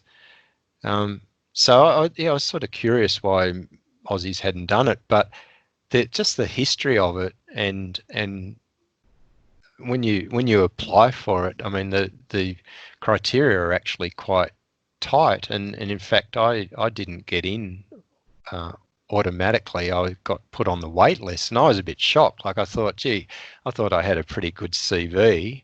I would have thought I'd get in. Anyway, I was on the wait list, and at one stage it looked like I wasn't going to get in at all. I think I was down about, in fact, there was a pattern to this. I was 41st on the wait list, and I just got in right before the final close, when the people that hadn't accepted came in. And it turned out I think I came 41st in the race as well. So that's how I can remember. Yeah. But look, I went with some Aussies. There are a few Aussies there, Jess Baker, Kerry Bremner, and what's his name? Grant Morn, who's a crazy runner himself. So there are a few Aussies there. But look, the whole thing, I'd say it was one of the most memorable races, because I actually wasn't in that good shape. And all I wanted to do was just immerse myself in it and just enjoy it, just be part of this big movie. And it's just spectacular, starting at the Acropolis and heading off, at the beginning of the morning through the streets of Athens, and then getting out along the cliffs, along the water, and crossing the Corinth Bridge, and then going out past ancient ruins, and just the hard thing about that race is that the pacing schedule is quite tight for the cutoffs. So you can't muck around and take it easy. Why it's a hard race is, you need to be, I can't remember the cutoff, at 50 miles, 80 something K, there's a major checkpoint. And, you want to be getting there at 9-10 K an hour minimum, or you're out. So, and that's just the first third of the race. So then you go out, out through the countryside, and then what makes it really interesting is you hit the mountains you'd start climbing at about 120 K. You climb up, and you've got this mountain trail section in the middle of the night at the 100-mile mark, and that's just amazing. There's these sort of steep drop-offs, and you're off on this really rocky trail, and I wore racing flats for the whole race, which is where it hurt a lot. I had huge blisters on all my toes, and you go up in the middle of the night, descend out of that, and then you've got basically another 80k of road, a little bit of dirt road, and then basically the side of highways, sort of the last 50, 60k that take you into Sparta. And by then the sun's come up again, and it was super hot through the daytime. It's probably high 20s, low 30s, and you've just, gone right through the night. And then the amazing feeling of dropping down into Sparta, and there's, little kids, local kids on their bikes riding alongside you, and then you come in the last few turns and there's crowds of people, and the amazing finish there where you have to go up the steps up to this statue and kiss the feet of the statue, and they put a olive crown on your head, and they give you a cup of water from the Evrotus River. And it's just incredible. I was bawling my eyes out in the last couple of 100 meters, just that feeling of, an A to B run like that, and the history, and it's so well organised.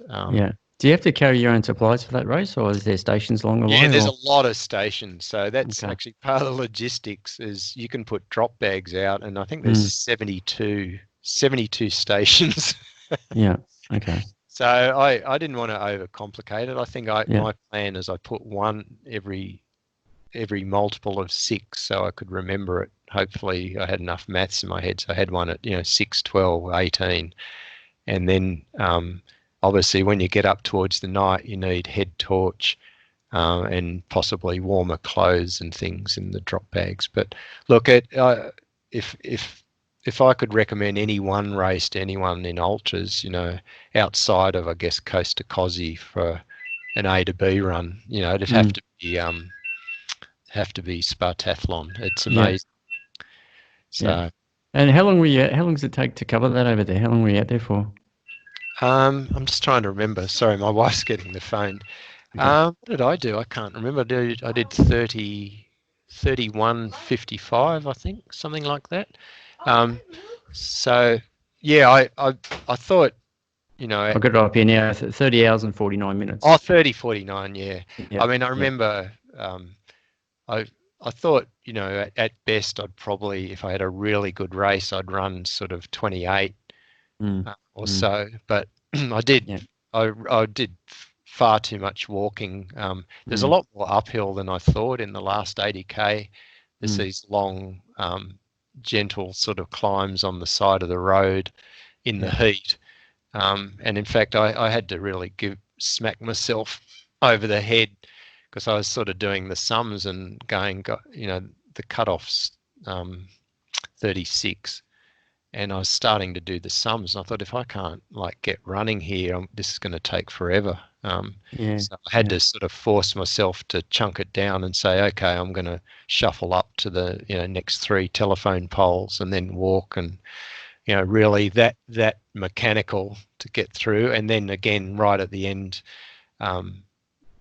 taking a bucket load of caffeine and just getting enough of a spark to, I think I finished the last 15k really well and passed a lot of people in that period. So yeah, look, it's beautifully organized. It's got incredible history, and just that feeling of, again, going across all of Greece and following a historical run.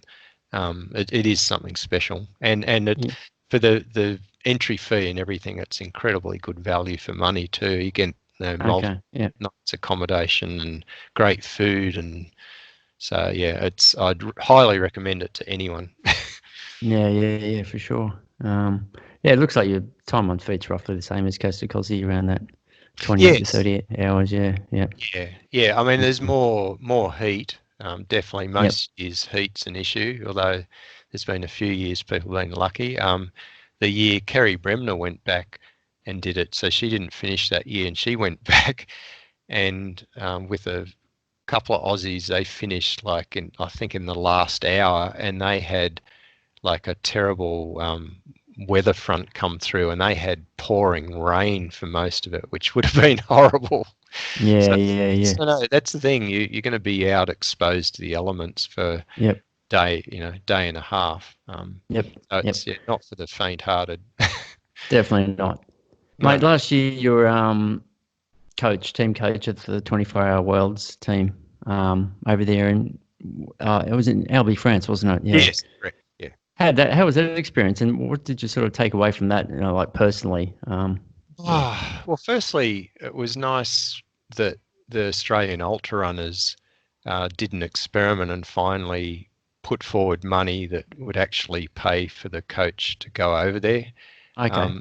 But most of us that have represented Oz in 24-hour and stuff, we know that mostly we're going to be self-funding. We do get some stipends, performance-based payments. If we've broken 240, you get a certain amount of money towards travel. But so it was nice because I'd already given a few training camps to the 24-hour team in the previous years, but I'd never sort of been formally acknowledged as a coach.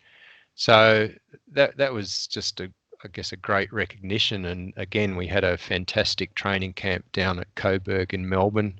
We got the whole team there, and really got some team bonding and spirit going, and because that really makes a big difference at the Worlds. It is a buzz representing Australia, but when you really know and love everyone in the team, then that's what actually brings the extra performances.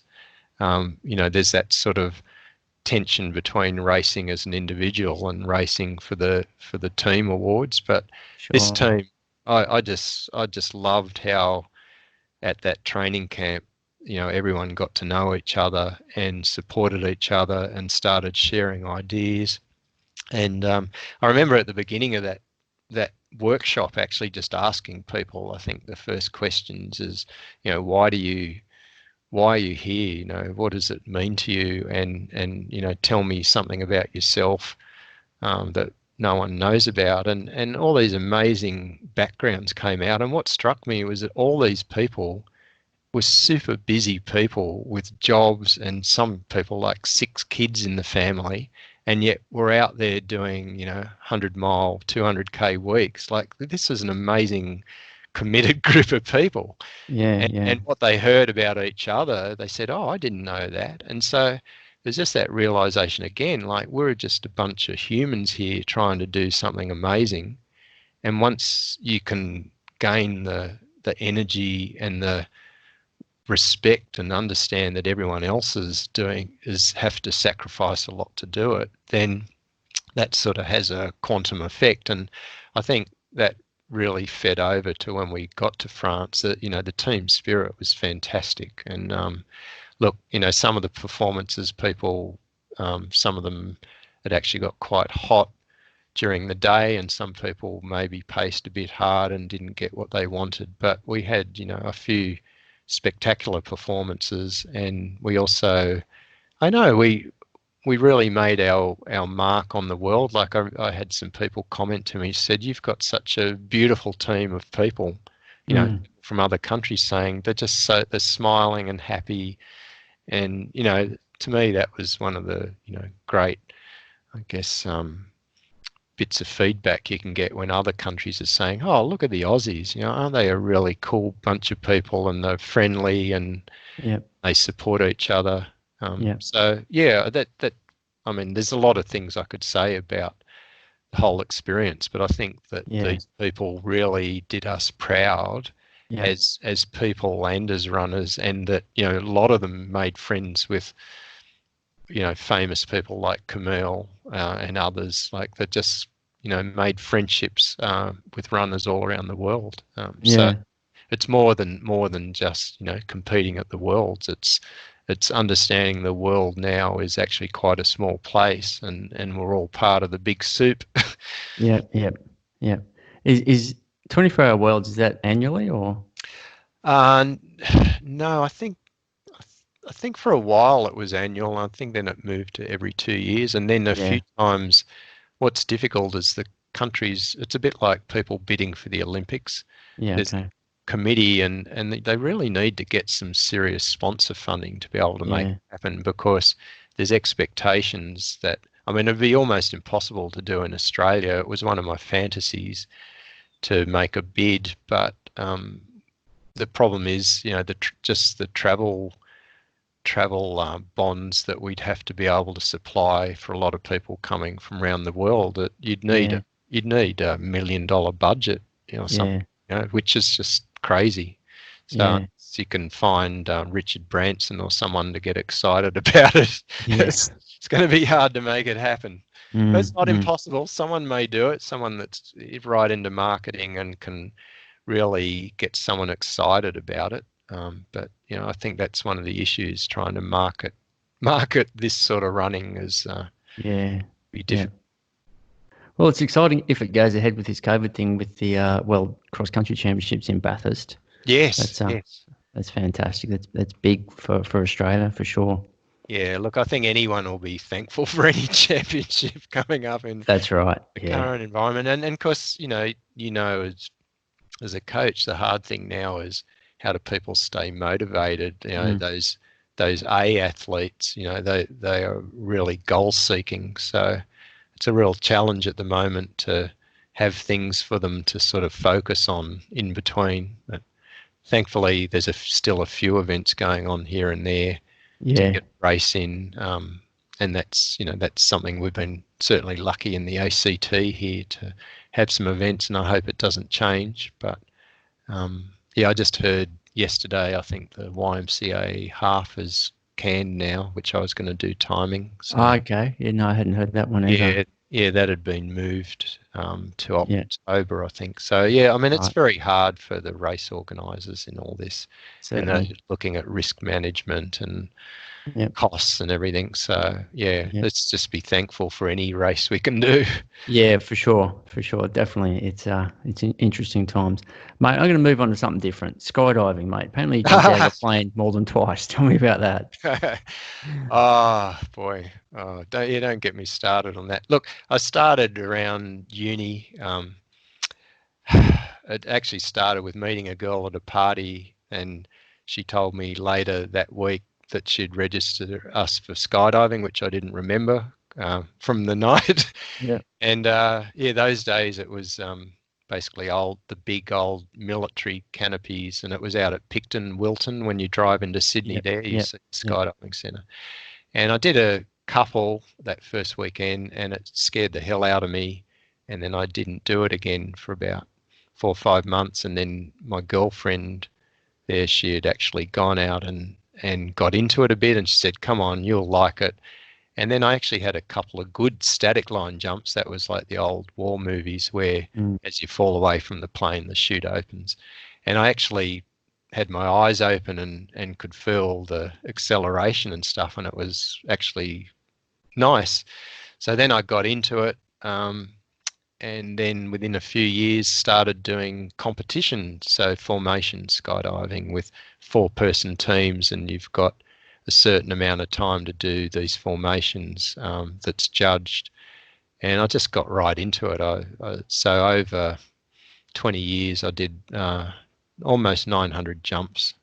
Wow. I jumped in the US, in Australia, a few other countries, but eventually I guess just family and the running stuff became too strong. I did jumps in Canberra here, into the Mint Oval. I did a jump into some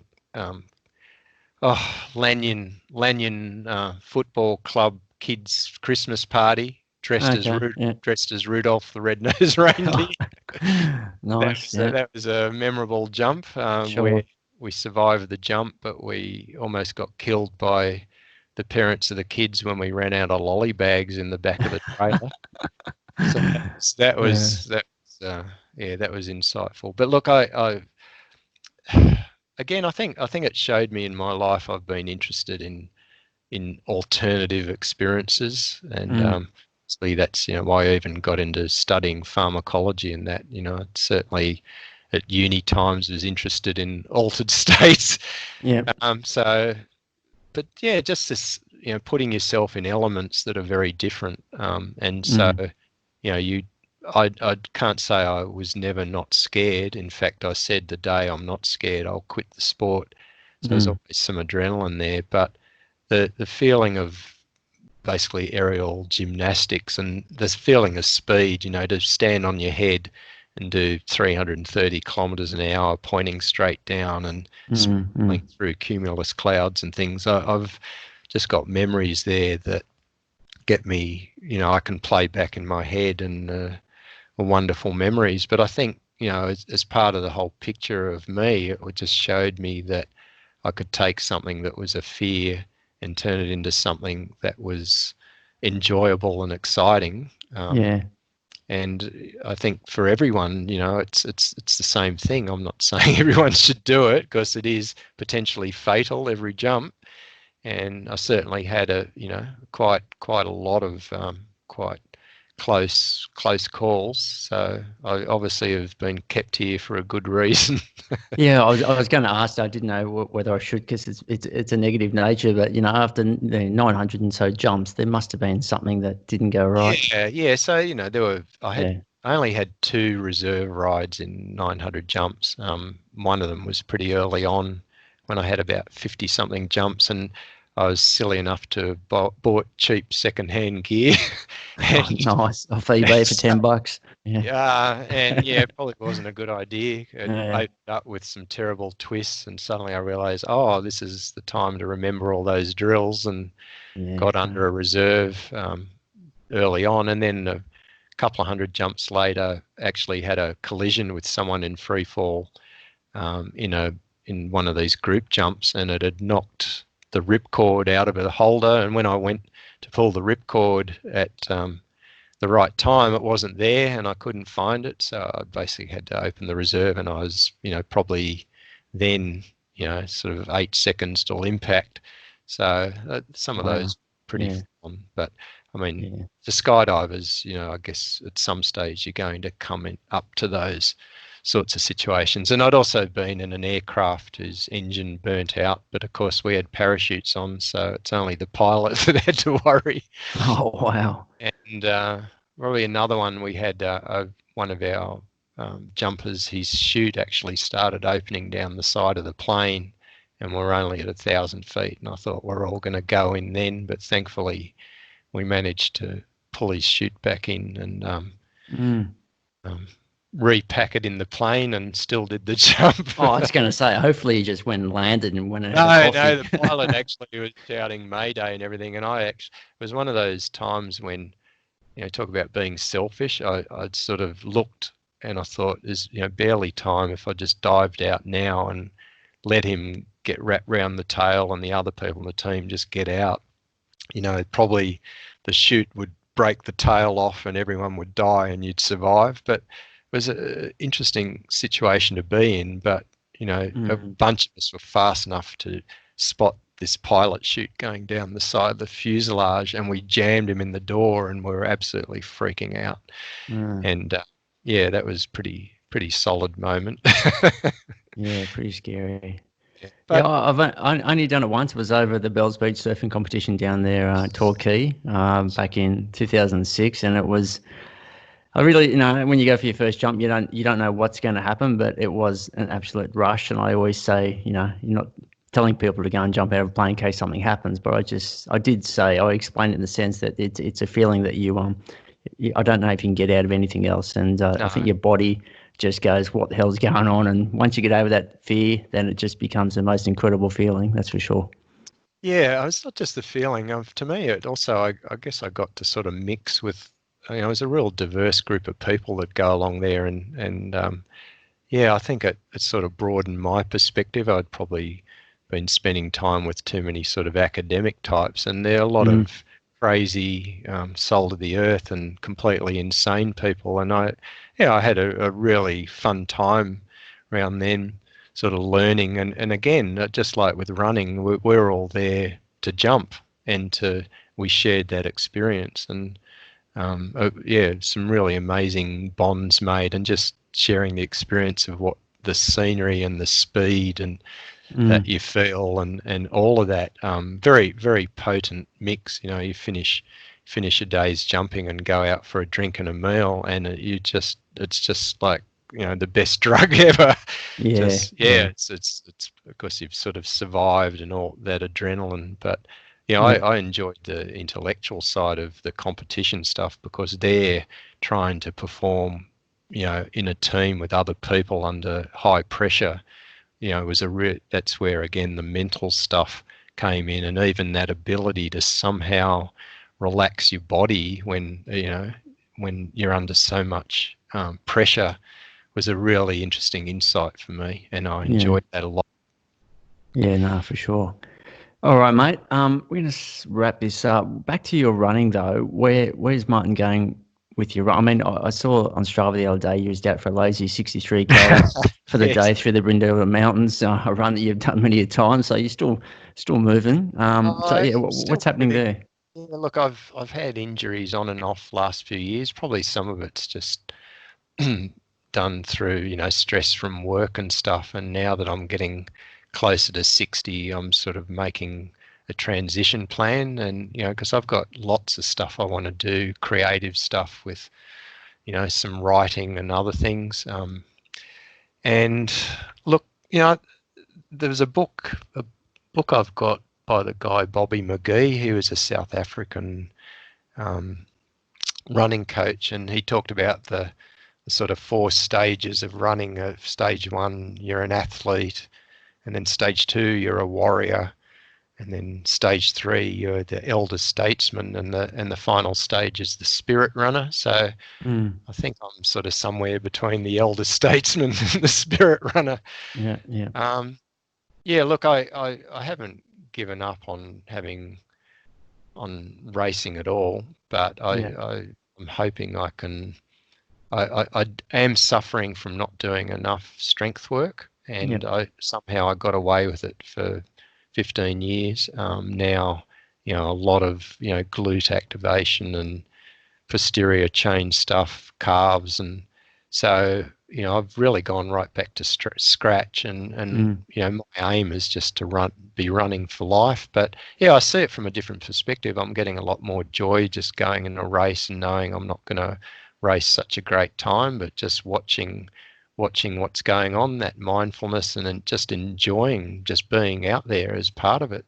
yeah, It is a different perspective, and then I'm contributing by getting into the coaching and timing. So it's not about me anymore. yeah, you yeah, know, but I'm probably enjoying it more than ever. It's just the injury stuff is a bit annoying, and certainly my gait is not that great, but I am working on it, and with Cherie, Yap's Elevate Group, and others, doing some of the strength work, and I'm hoping I can have a bit of a comeback, but I'm not sure sure, what I'll aim to do. But it certainly won't yeah. anything.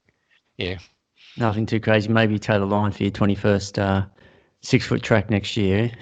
Yes. Yeah. Look, it's Yeah, getting harder every year, but yeah, that's it. I think focusing on the shorter races. yeah, yeah, Like I think at the moment, I think I said if I couldn't bust 20 minutes for 5K, I'd retire, and that's pretty much what's happened. But yeah. Okay. I got close again last year and got injured again. But yeah, if I can be getting around sort of 20-minute 5K pace and fitness, then Yeah, the endurance stuff is easy for me. Even this weekend, I basically was injured, but I wanted to take Cherie and Andrew out in my favourite parts of the Brindies, and we went super slow. We did 8K an hour, and we just jogged and walked, but it was just beautiful. And it was really, I'm trying to get Cherie to do the 100K solo Sri Chinmoy race, and she's sort of having doubts. And I said, look, 6 weeks out, let's go and do 60K in the mountains, yeah, and then in a few weeks go and do the 6-hour Rogaine out in Cowan Forest, and the rest of the time just do your normal stuff, and you'll be yeah. fine. So Is there a high chance that 100K will go ahead? it's there's a lot of issues at the moment. Okay. I just talked to Prachar yesterday, because we're setting up for the off-road duathlon this weekend. But we've had some unusual requests now from some of the authorities about not going under Hindmarsh Drive and having to detour down, near Mugger Lane, and not being allowed to go through initially we had things from the equestrian people about going through the horse paddocks at Mount Arrowing, and suddenly all these new things are coming up. So we're trying to work them out, and we always try to get people like Shane Rattenbury to use political clout to tell people that we know what we're doing and everything will be fine. Sure. Yeah. But hopefully it'll be on, because I know there's certainly a lot of solos and relay teams, and it's just a great way to showcase this amazing city. No, definitely. Mate, thank you so much, Martin, for sharing that, mate. It's been very enjoyable. Really thankful. I'm pretty sure myself and the listeners got a lot out of that. Like I said, I think we could have part 2, part 3, part 4 with you, mate. But I'm very happy with that, mate. Yeah, thanks very much. Look, it's been a great pleasure, and I hope someone gets something out of some of the gobbledygook that I spoke about. But yeah, I think the themes come back through all the stories, and we actually have them all in common. And if we just look after each other, and everyone just keep being curious and open and accepting what's going on, then there's we're pretty spoiled here, particularly in the ACT. It's like a huge playground, and people are welcome anytime to contact me, and have a chat. And if they're really interested in doing the super long stuff, then I'm happy to send them a questionnaire, and we'll see if we can do something for them. Yeah, fantastic, mate. I'll whack some links for your listeners in the show descriptions below. Yeah, I still don't have a website. I mean, that's how low key I am. That's all right. They'll find you, mate. They'll find. Pretty easy these days, mate. They'll find you. That's it. All right. Thank you so much, Martin. Cheers. Thanks so much, Aston. See you. Mate. Bye.